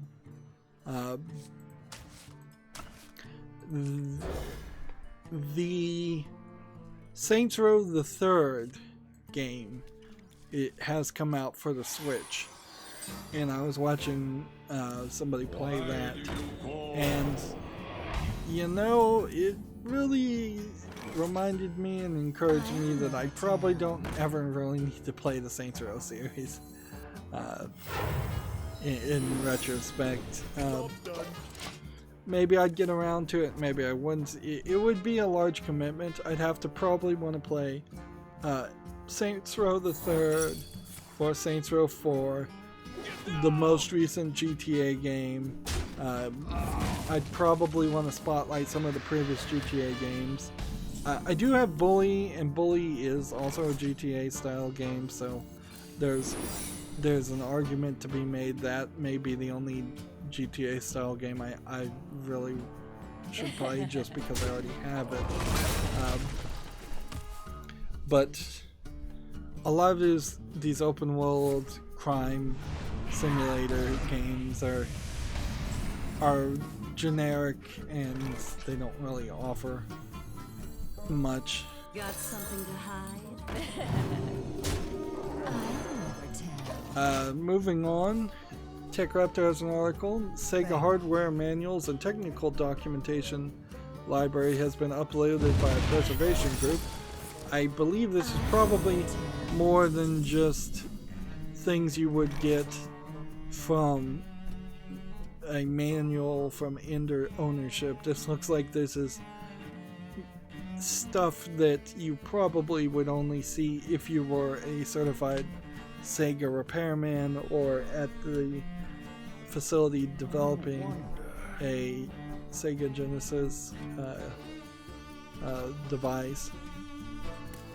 And that's interesting almost from a science, technology, engineering, and manufacturing STEM. Well, no, that's not even what STEM stands for. It's science, technology, engineering, and mathematics perspective. Show me. But For justice. also, I would say hardware manuals and technical documentation is not something you'd ever see in a museum.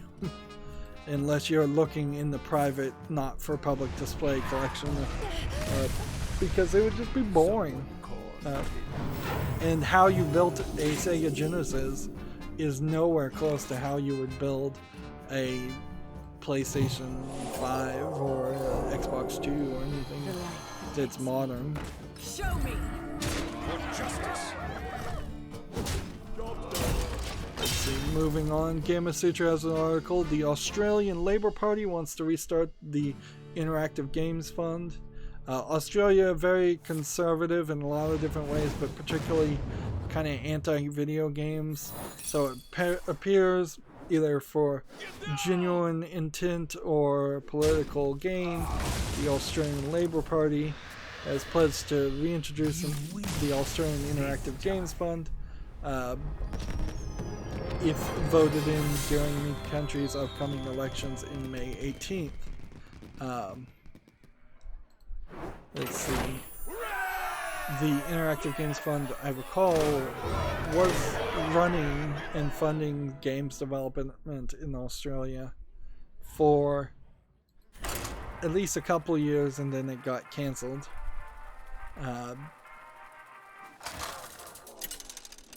Let's see. Yeah, the fund was scrapped in 2014, and they want to reinstate it with a $25 million pool of money that would be dished out in the form of grants over the course of 3 years. $25 million is a decent amount, depending on how small you cut the slices. And it certainly makes sense that, in general, not knowing anything about the Australian Labour Party, really, it would make sense in general, though, that a party that claims to be supporting labor would want to create jobs and support labor. So, yeah, that seems in order. Bad news for Apple, however. GameIndustry.biz. The U.S. Supreme Court says Apple can be sued for monopolization. Decision from the lower court that the iPhone owners are direct purchasers from Apple rather than developers is upheld, opening the door for future storefront suits. So I guess what Apple was trying to claim is that you were purchasing games directly from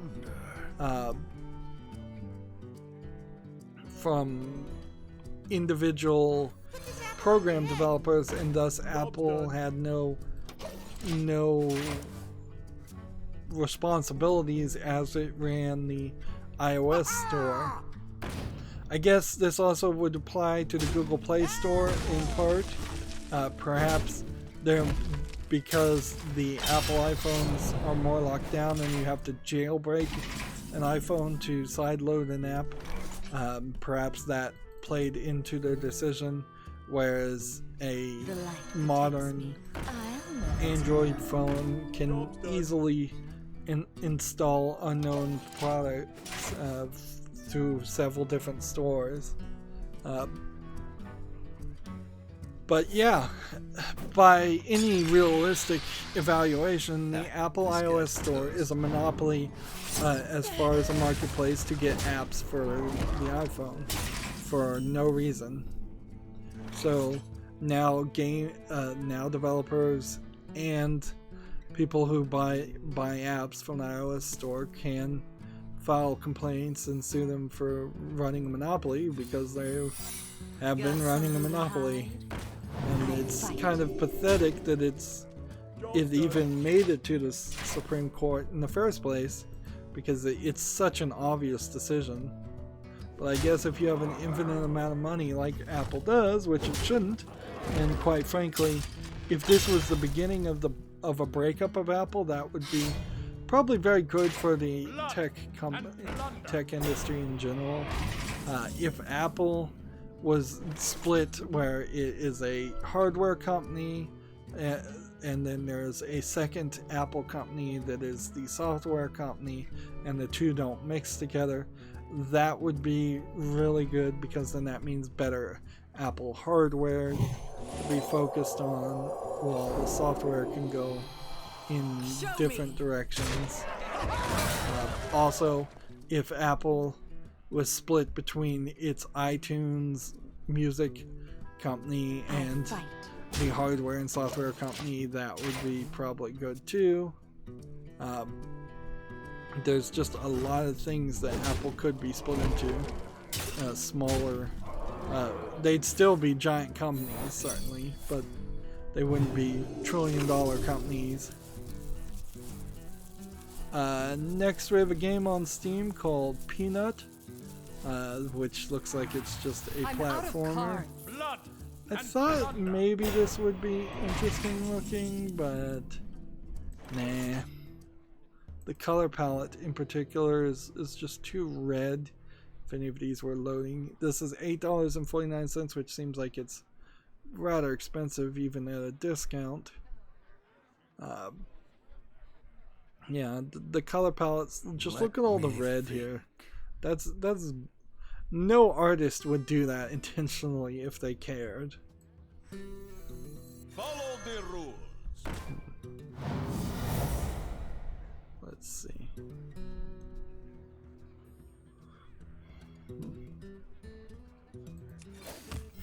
Reporting for duty. Show me.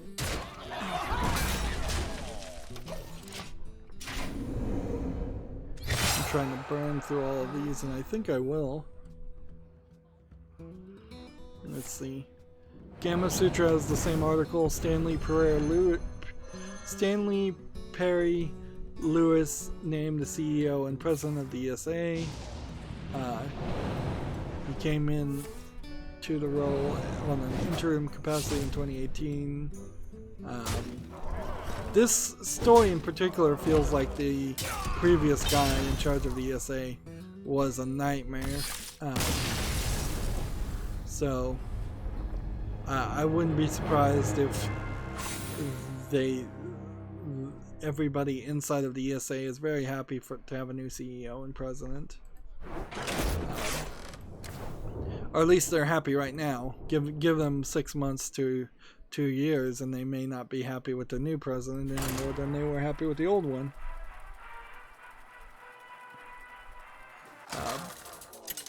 but we mostly covered that, and there's really not a lot to say. TechRaptor has an article. WWE 2K creators Yuki's making a new wrestling franchise. So it's going to be original franchise, which means it's not going to be based, I guess, off licensed WWE characters or anything. This might be a good thing. This might be a unimportant thing, because the problem has been that WWE games have not been good for a very long time. They're EA games, just there to rip off the most obsessive wrestling fans, and there's really no guarantee in this case that if they made their own new wrestling game that they're going to do it for quality reasons, or if they're just doing it because they want to make more money or they lost the license.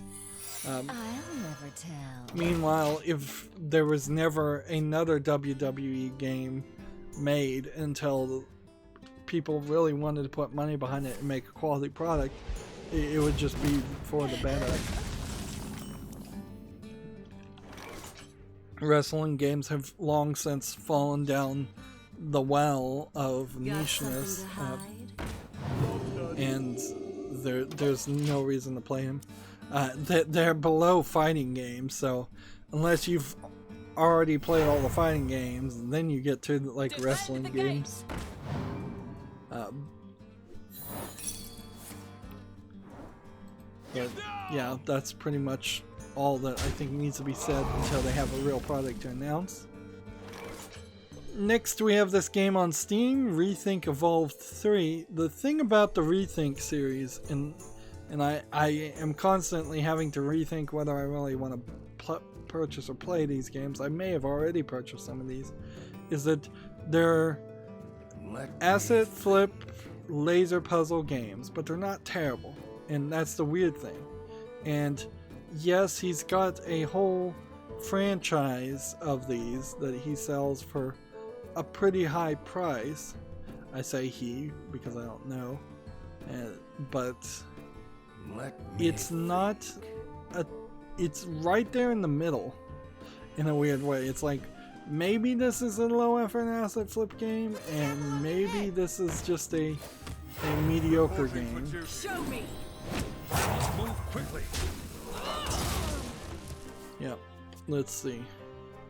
So you have Rethink Evolved 3, there's Rethink Evolved 2, there's Rethink Evolved,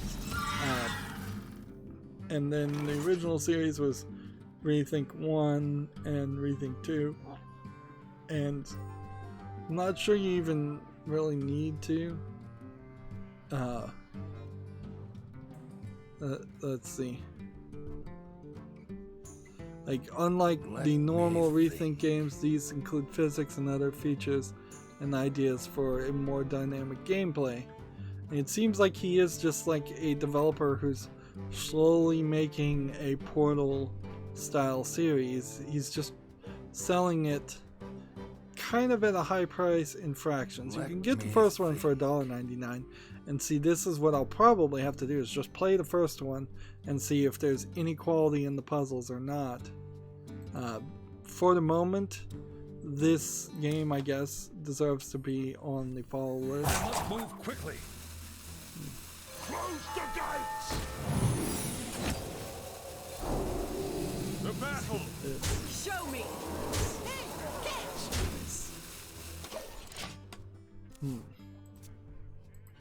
I would also say that, yeah, since he doesn't really flood the Steam market with anything else, and he takes a couple months to release each game, he probably is just developing the game to the best of his ability. I don't know if I really should cover games because I think the developer is trying really hard. It's nice to see developers try, but that doesn't mean I should assume that the game is worth playing. Alright. Yes. Reporting for duty. Incoming. Hey, Stitch! For justice. TechRaptor has an article here. Doom Sigil mod delayed for the 3rd time. I am going to have to remember to mention the Sigil mod from John Romero, not John... Is it John Carpenter? No, it's John Carmack is the creator of Doom, but John Romero also worked on Doom, and so it's the two Johns names that are hard to keep straight. But yeah, this game has been delayed and delayed and delayed, and he really shouldn't have announced it until he was very close to being finished. Got something to hide? Close the gates. For justice. TechRaptor has the same article. Square Enix profits fall despite the blockbuster titles launching. Oh, well, actually, this might be a different article. So, despite Kingdom Hearts 3 coming out, which, you know, I don't think too many people played Kingdom Hearts 3, quite frankly, and Shadow of the Tomb Raider, same. Like, I don't think too many people played it. I would say Square Enix in particular is suffering from just a couple years of mediocrity and a lack of extra cash flowing around. I think Shadow of the Tomb Raider, had it been delayed a year or two and had it gotten a little bit better reviews and some more polish, which is a lot of ifs, probably would have had a better outcome. I think Kingdom Hearts 3 would have only had a much better outcome if it had come out much earlier, around Kingdom Hearts 2. And with Kingdom Hearts 3, you are kind of in this position where the entirety of the series is kind of just wrapping up the fact that there's probably not any more. Let's see, which one of these would have Murlocs in it? Yeah, I need to come in here and figure that out. How many, does this have Murlocs in it? Yes. Alright.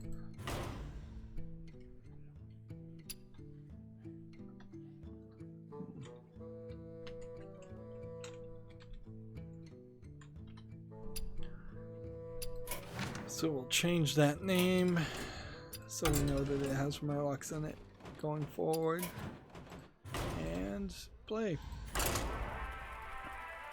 Yeah, I wouldn't be surprised if we just see a bunch of Final Fantasy remakes, and then that'll probably be the end of Final Fantasy, unless Square Enix can find somebody new and good enough to make a new Final Fantasy game. And I assume maybe we'll see one more Square Enix Kingdom Hearts game, and then that'll probably be the end of that also, if I was to guess. Let's see. Moving on, Gamatsu has an article, and this one was quite surprising. Ghostbusters the video game remastered has been rated for the Xbox One on Taiwan. So the game currently, the Ghostbusters the video game, which is the good Ghostbusters game, is not, last time I checked, available for purchase on Steam because they were trying to sell and promote two other Ghostbusters games that were terrible. They also released the PlayStation VR Ghostbusters experiences that were terrible. So there's been a lot of bad Ghostbuster games on Steam in the past couple years. Maybe they've decided that they're not going to get any more sales for them, and they've removed those terrible games. Or maybe they've just decided that they're going to have all the games on sale, which would be ideal, just for historical sake. So, yeah. I'm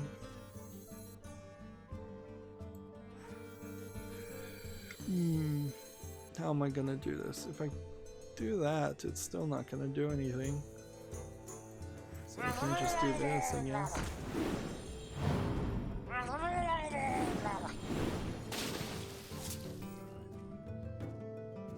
Just end the turn. So, if this does come out for consoles in a remastered form, I think that means that the version I have, I'd very much like to see that slightly remastered. I don't know how much real remastering would be done. Let's see, Ghostbusters, the video game, remastered, first launched on the PS3, Xbox 360, PC, PS2, Wii, and DS in 2009, followed by the PSP in 2009. It was... So, yeah, if the remaster comes out, I don't know if it's a remaster of a remaster, or if this is a older game that's being labeled as a remaster.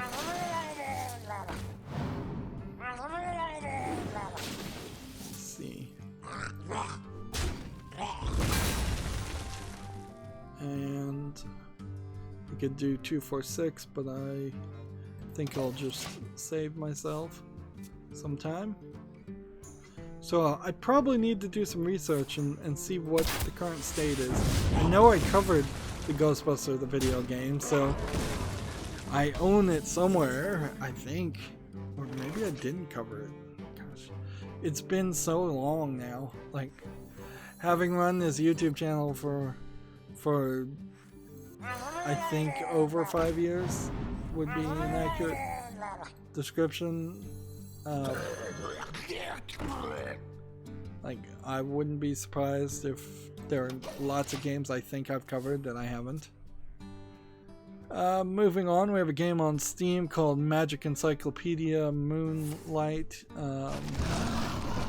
which is a hidden object game. It tells you straight up. It looks like it's a pretty old one too, since it's not widescreen. Yeah. It says it came out in 2010. They want $5.59 discounted for it. That's asking a lot for a hidden object game, but not as much as Big Fish Games asks. Doesn't seem like there's...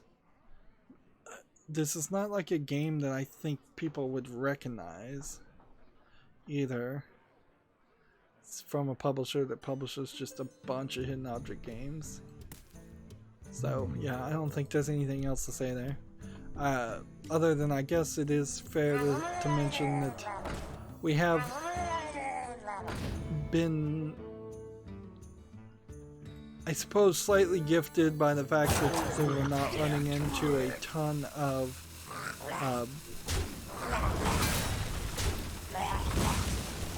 hidden object games flooding the Steam market. It seems like it's very limited. Next we have a game on Steam called Bone Voyage, which looks like a point-and-click adventure a la that LucasArts one that I now forgotten the name of. Grim Fandango, that's the name of it. Yeah, Grim Fandango. This is early access and it's free. I'll put this on a follow list and see if it actually ever costs anything. If it comes out of early access and it's still free and it's a story-rich adventure, unless this is a student project of some sort, I don't see a real reason that I'd cover it, but I wouldn't mention that this looks fine currently. Let's see. So yeah, this deserves a follow just because it's trying to do Grim Fandango, which I don't think Grim Fandango ever was a major success. It was the first attempt I know of 3D point-and-click adventure ideas. After LucasArts doing a lot of 2D point-and-click adventures. Next, TechRaptor has an article here. Gato Roboto is the world's cutest Metroidvania. Seems like it is Metroid being run by a cat. But it also looks black and white, and I'm never really a fan of that. Let's see. So it's a cat in Metroid, and what looks like a Game Boy experience. Man, put some colors on this, and I'd be willing to play it. I don't mind the 8-bit aesthetic, but I really don't like black and white.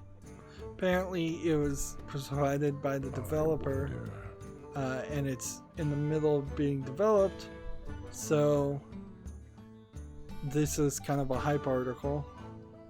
But that black and white though, man, I'm never gonna get over that. Right. Just do this. And then do this.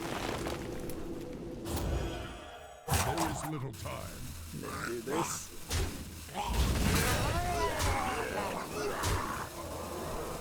All I'm trying to do right now is play Murlocs, by the way, so that's we're making good progress here. Gamma Sutra has the same article. Rage 2 aims to encourage streaming through interactive Twitch extensions. I suppose if you're watching somebody play Rage 2 right now, that using the extension might be interesting. Moving on, GameIndustry.biz has an article. Detective Pikachu earns 161 million worldwide in its opening weekend. So Pokemon movies that aren't cartoon looking might be successful. Let's see, it's the best ever opening weekend for a video game film in the US, but its worldwide performance is still behind Warcraft, and Warcraft was actually a huge failure that was mostly pushing and targeting itself towards the Chinese market, movie market, which I don't think succeeded as well as they would like. There has been no talk of a Warcraft 2 movie.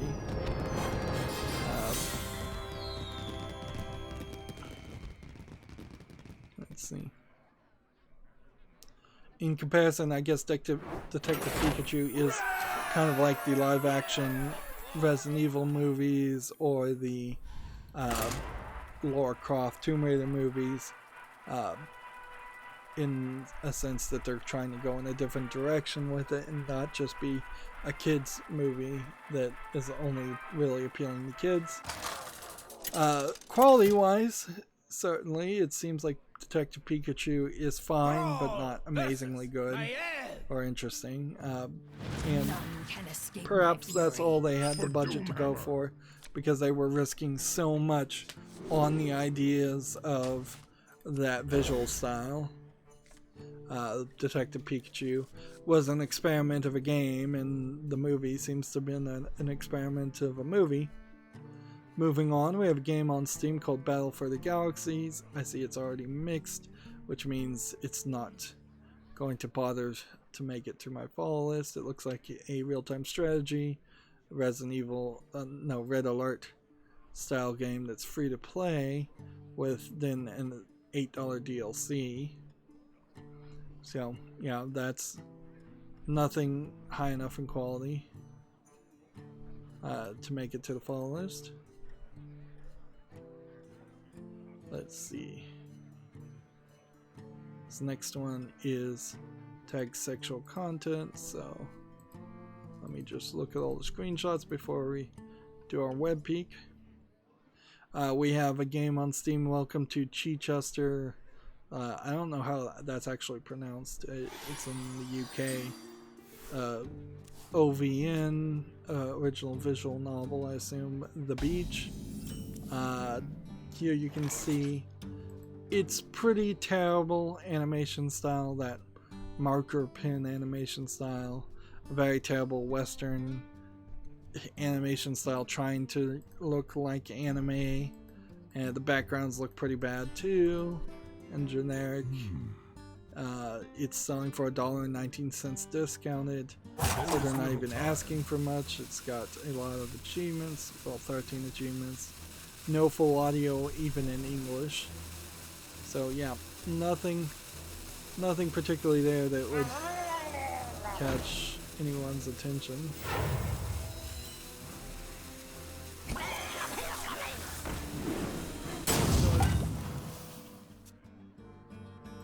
Let's see. Next we have a game on Steam that's just a bunch of Chinese characters, and it looks like it's a Chinese RPG made out of RPG Maker. So we still have a few of these happening. It would be surprising with the trade war escalating if we started to see less of these on Steam. This game is discounted to $1.79. Full audio in Chinese though. I would say the animation doesn't look terrible, but I assume this is probably pre-bought animations too. It's not bad. It's nowhere as bad as the Welcome to Cheesechester game we just saw.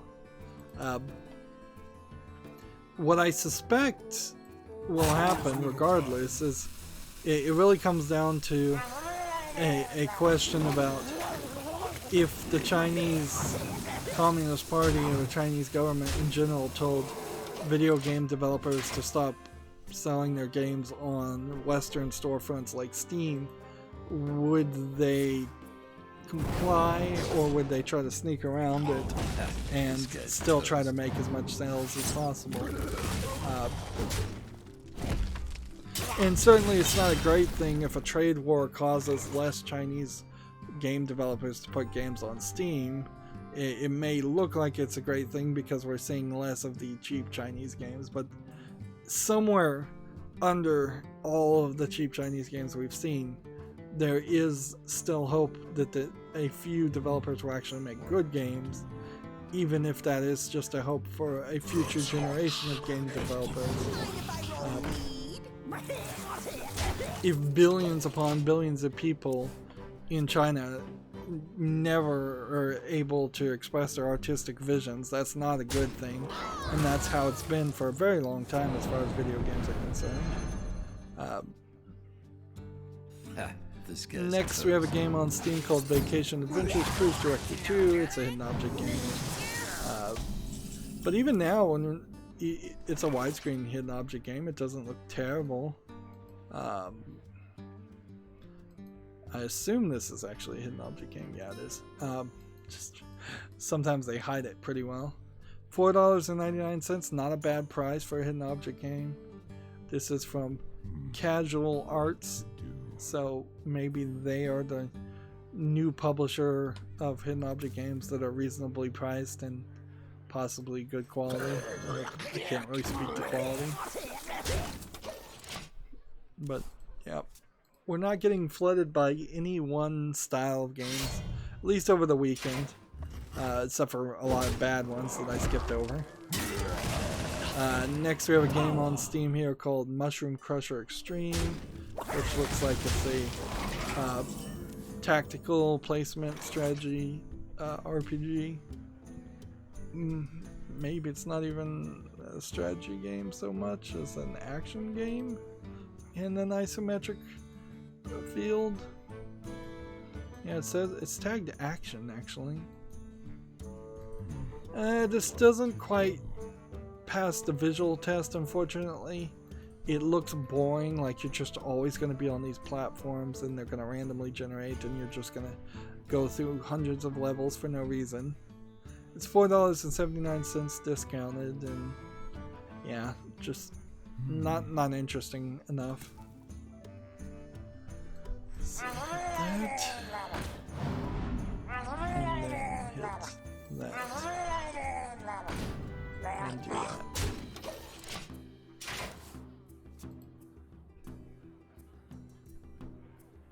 that. We have an interesting story here from TechRaptor. Magic player Yuya Watanabe has been removed from the Hall of Fame over a cheating scandal. This is Magic the Gathering. player. I think cheating is pretty rampant in Magic the Gathering, and it doesn't really have too much to do about with video games per se. This player has been he's a famous Magic the Gathering player from Japan. He's been banned from the Magic Pro League. He's also been suspended from the official DCI sanctioned events for 30 months, 2.5 years, and was removed from the Hall of Fame, which he entered in 2016 according to official statement from the Magic Pro League. The issue comes from a controversy surrounding Watanabe that came from his disqualification at the Mythic Championship 2, where judges found several of his card sleeves were marked in a specific way, and see, that is what I think is rather rampant in Magic the Gathering from what I've heard. So let's see. Quote, no other cards in the deck nor sideboard had any of these marks, according to the brief statement during the event. The judge staff determined that the odds of this happening by accident were close to non-existent and disqualified him from the event.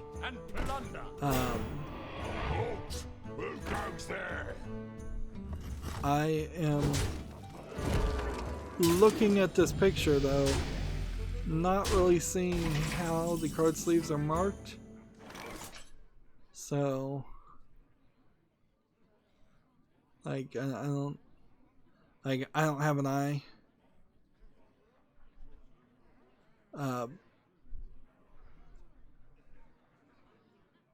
Is it these marks here?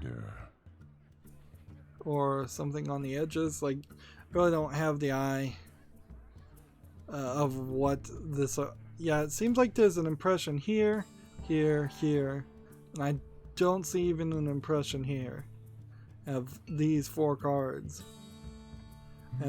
But that is generically speaking how it seems like everybody cheats in Magic, and it seems like a lot of people cheat in Magic. And certainly in my short experience of playing Magic the Gathering, I was cheated in many ways, and probably more ways than I even recognize. Or will ever know. But to be at the Hall of Fame level and still cheating really goes to show that there's a problem with that game. Of course, if you're just going to play Magic Arena, it's probably pretty hard to cheat on the digital version.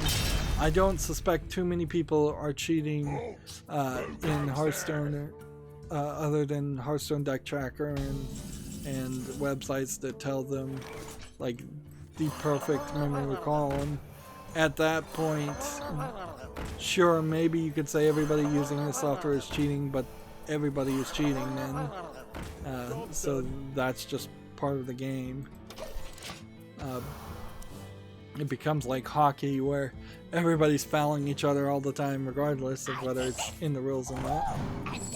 Moving on, TechRaptor has an article here. City Skylines campus extension takes you to school in May 2019. I really don't know how City Skylines changes too much with a campus edition, unless it's just you have a bunch of buildings you can build. So, like, it seems like it's probably just a collection of buildings to build a university campus the way you would like to. Which I guess the irony there is that university campuses are almost never built as much as they are what would be the right word? Refurnished? Recycled from older buildings. Alright, let's go back to the European account now, because we had a daily quest there. And we only have a few more games to cover, and then we'll be done, and actually this will be less than 3 hours in today's stream. We have a game on Steam here called Diesel Brothers Truck Building Simulator. I don't know if Diesel Brothers is some kind of TV show. It doesn't look like it's a terrible game, but it is mixed results. See, these look like people that have some kind of TV show. And a truck building simulator is not a terrible thought, but people aren't liking it. It's 10% off for $17.99 unless you want to buy even more expensive versions. Yeah, it is a Discovery TV series. Let's see if we can get some negative reviews. Bugs, that's all I've encountered. Random freezes, time limits that for offers that are a little strict. So yeah, it seems like it is a case of just really expensive, really bad programming.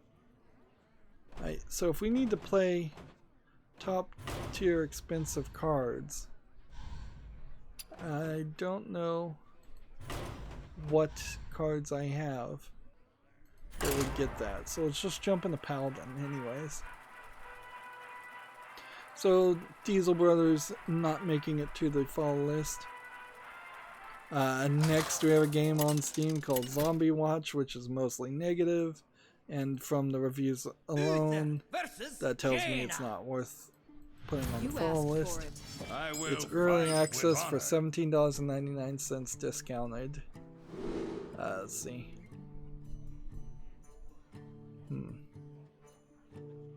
So apparently it's really rough. Wait for a ton of updates before buying this game. 5 minutes. This was. He spent 5 minutes on it and then he refunded it. The game is horrible. The state it is now is pre-alpha. Yeah, this concept of pre-alpha is still getting promoted quite a bit. As if pre-alpha is something that exists. I wish video game developers would stop selling that as a concept. Next, we have a game on Steam called Snaky Bus, which is a long connected chain of buses of different kinds going through races and doing crazy twists and turns. It looks slightly interesting. I don't know if there actually is a game here, but I would say it is rated very positively. It's $8.99 discounted. So seems like it's pretty limited in maps and such, so there's probably something to be said about that too. I'll never tell. But I'll give Sneaky Bus a follow and think about it some more. Next we have a game on Steam called The Goblin Squad, which looks to be a turn-based tactics via card collecting and card play game. It doesn't look terrible. Maybe a little generic and derivative though, so there may not be enough game here. $8.99 discounted. I'll put this on the fall list. It's not in early access, so really it's just going to be a matter if anybody ever plays it, and if they do play it, will they give it a good review.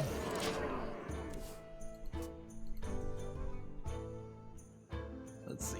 Next we have a game on Steam called Lonely Skies, which I think is kind of a getting over it with Benet Foddy style game. Maybe with a little bit of Flappy Bird flying in it also. Looking at this trailer, it doesn't look like there's enough variety in the palette and the art. A lot of darkness, a lot of grays, a lot of browns.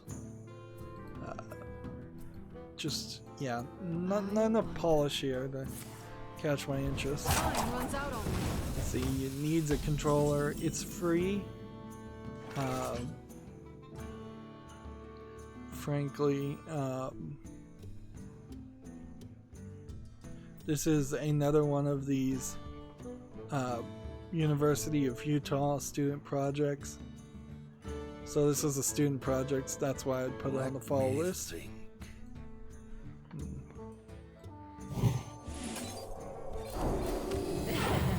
This guy's not playing, which is fine. I'll just work my way up ranked while doing that. Next we have a game on Steam called Rupert and Riley Shipwrecked, which looks like it's a underwater game, and water levels always suck, so making a game based around a water game is probably a terrible idea. I'll never tell. Yeah, I don't see anything here that's super interesting. Setting your game underwater is a problem. I wonder if there's another Rupert and Riley game. Not from this developer. Not on Steam. Yeah, this is one that can be skipped, I think, pretty easily. Close the gates! The battle!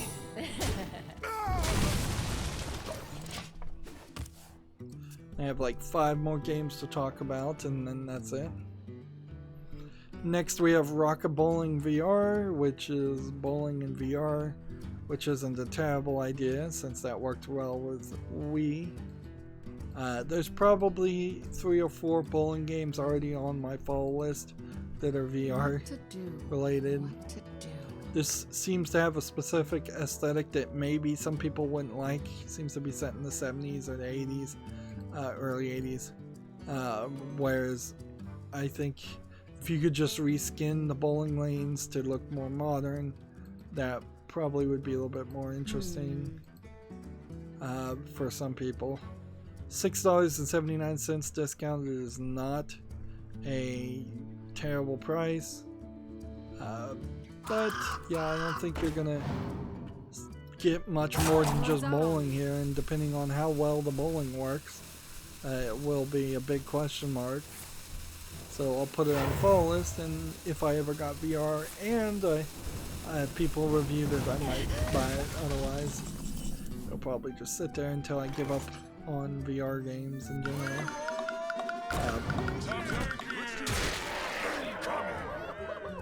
Let's see.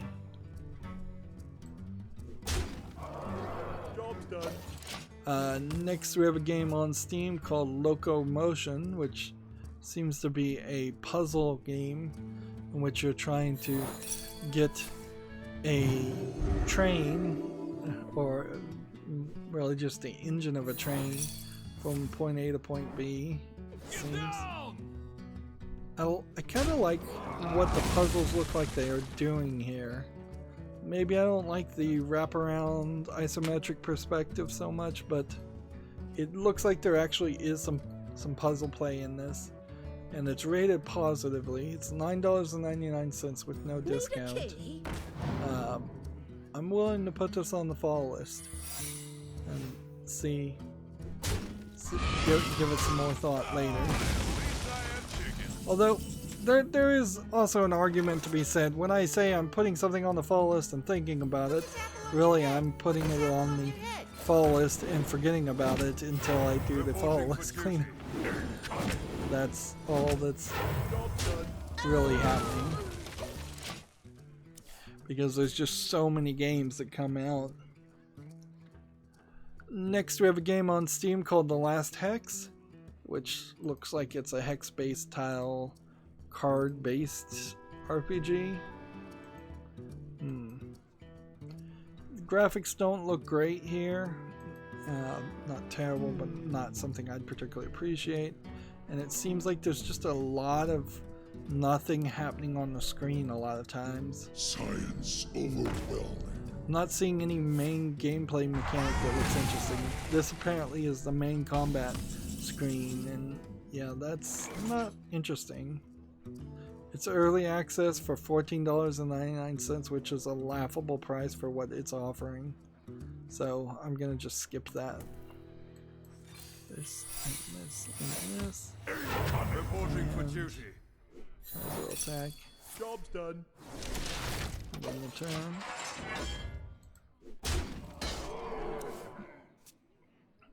Next we have a one-screen Unity game called Gear, which maybe it's good, maybe it's not. There's a decent number of these kind of games on Steam. Some of them are alright and worth playing, some of them aren't.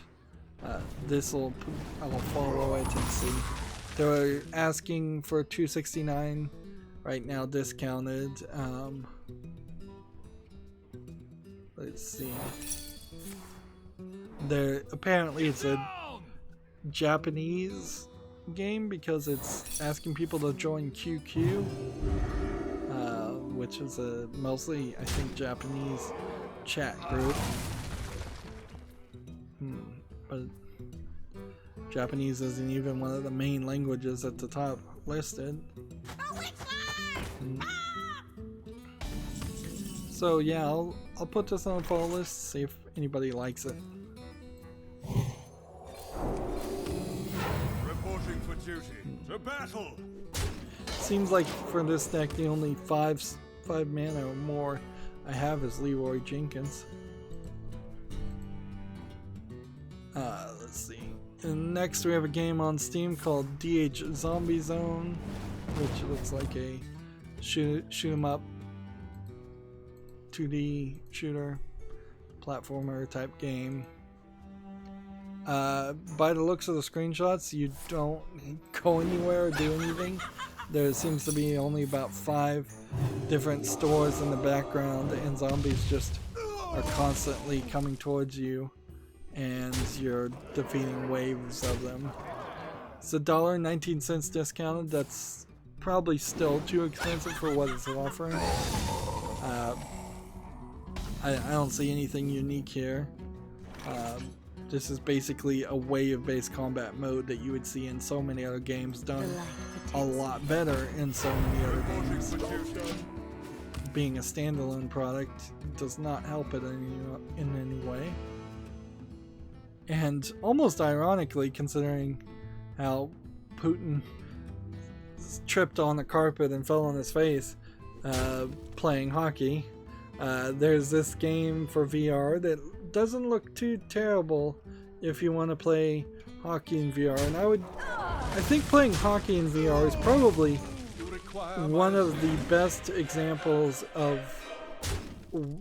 a conversion of a sport to VR, because it costs a lot for the equipment, it costs a lot of time. I bet it costs for the ice time to play hockey. It takes a lot of effort to get enough people to play hockey. It's pretty hard to play hockey in general, and so if there's a virtual reality way to simulate that somewhat and practice, that's, for hockey fans, probably a great idea. I will say though that this game is kind of using Wiimoji graphics. It's pretty bad, so unless this got reviewed really well, I'd probably skip this. It's $4.99, which is a little too cheap. Yeah, I think I'm just gonna skip this one in particular. It's too cheap for a VR game, and the graphics don't look good enough in the characters. You could have just given them arms and necks. There's no reason for that to not exist. And quite frankly, if I was going to personally play a hockey game, I think I would go for something that's more of a strategy style hockey game instead of a realistic style hockey game. And the timing was almost perfect with that, because we are at the end of the games. So I'm looking at the Humble Bundle store. There's about 17 hours for the Lego bundle, and there's no new games bundle right now. I have 18 new tweets, so we can go down the tweet listing. Rage 2 is I guess what we can talk about. For the moment, I will put Rage 2 on my follow list or wish list and think about it.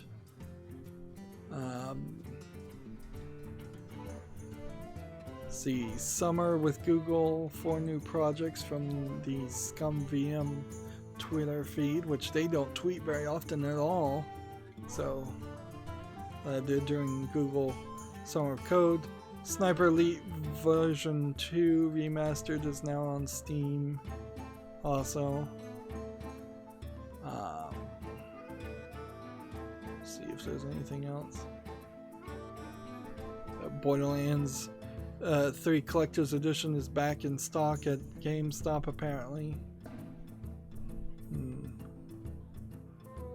See, I'm just scrolling down to see if there's any other bit of news. A Plague Tale's Innocence has come out.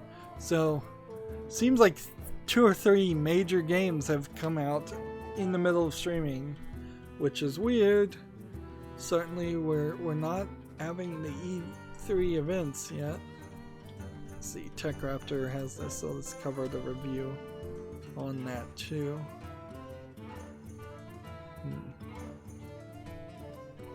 And I'm still scrolling. I guess TechRaptor does deserve a little bit of shame.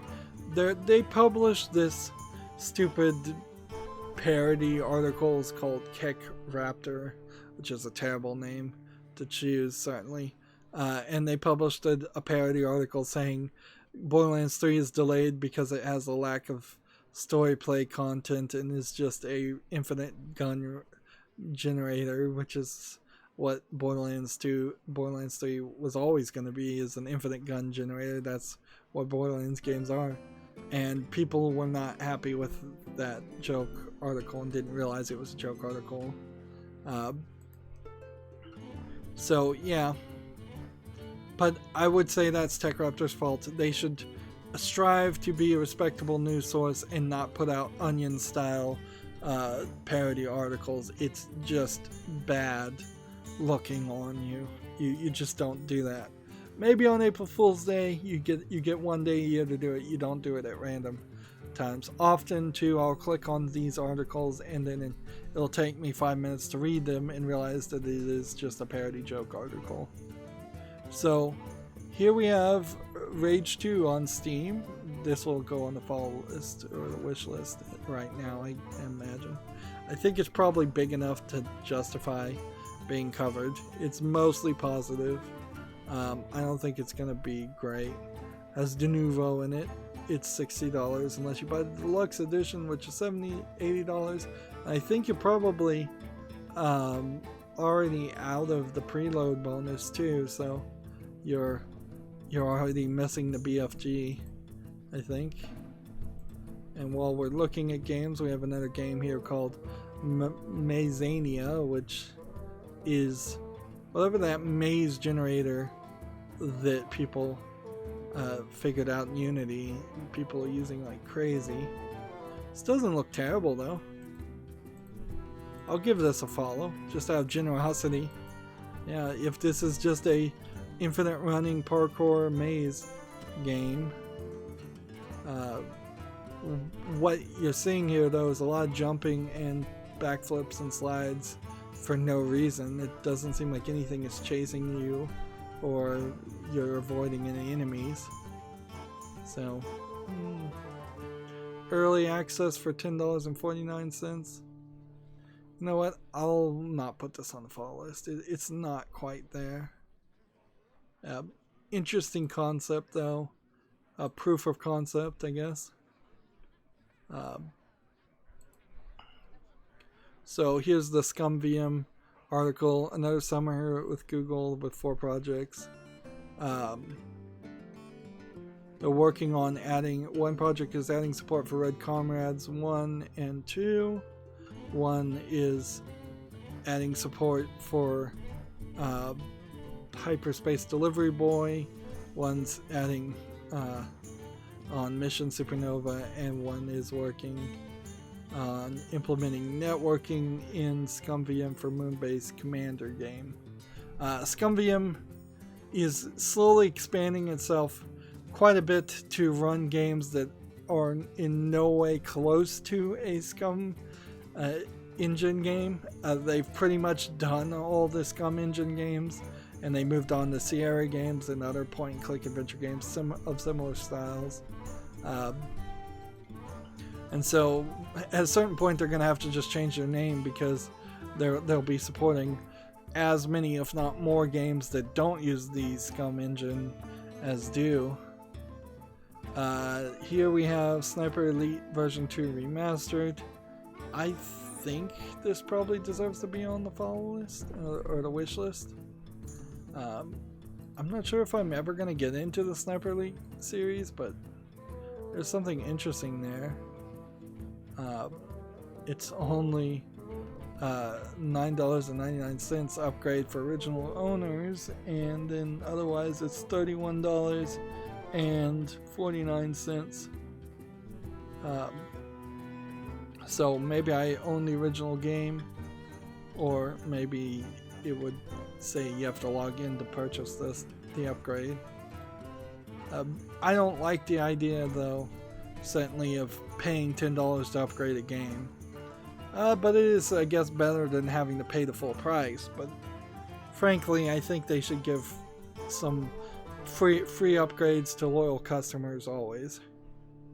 And then we have A Plague's Tale: Innocence, which we've really only seen screenshots of, and a small idea of there's this rat-based plague, bubonic plague, moving mechanics. But I'm not really sure what the game is. I guess they're calling it a stealth action adventure. It's rated positively right now, $44.99. I imagine by Wednesday people will have more of a review here, and I would say there's a decent chance that A Plague's Tale: Innocence will be better reviewed and a better choice than playing Rage 2. CheckRaptor has a review here. Let's see what they said. 8.0 great. A Plague Tale: Innocence presents a tightly constructed linear journey which is more enjoyable than many open-ended experiences. I imagine that is a direct reference to Rage 2. Pros: well-constructed narrative, emotionally driven characters, simple gameplay that doesn't get in the way of the story. Cons: not loads of replayability and very specific solutions to certain obstacles. So I imagine there's a pain point at a certain point where you have to do something that they could not figure out what they wanted you to do. Alright, well, this is another one of those instances where we had so little news that I didn't break up any of the recordings, and I really shouldn't do that, but that's where we are. It's been barely 2 hours and 40 minutes. That's going to be it for the stream. As always, I ask you to like, share, subscribe, comment, and watch every second of my videos. If you want a friend to follow me on any social media sites, there's a whole bunch of links down below. And if you want to support me even further, there's a link to Patreon, or you can friend me on Steam and gift me a game off my wish list. Thank you for watching. Have a good evening.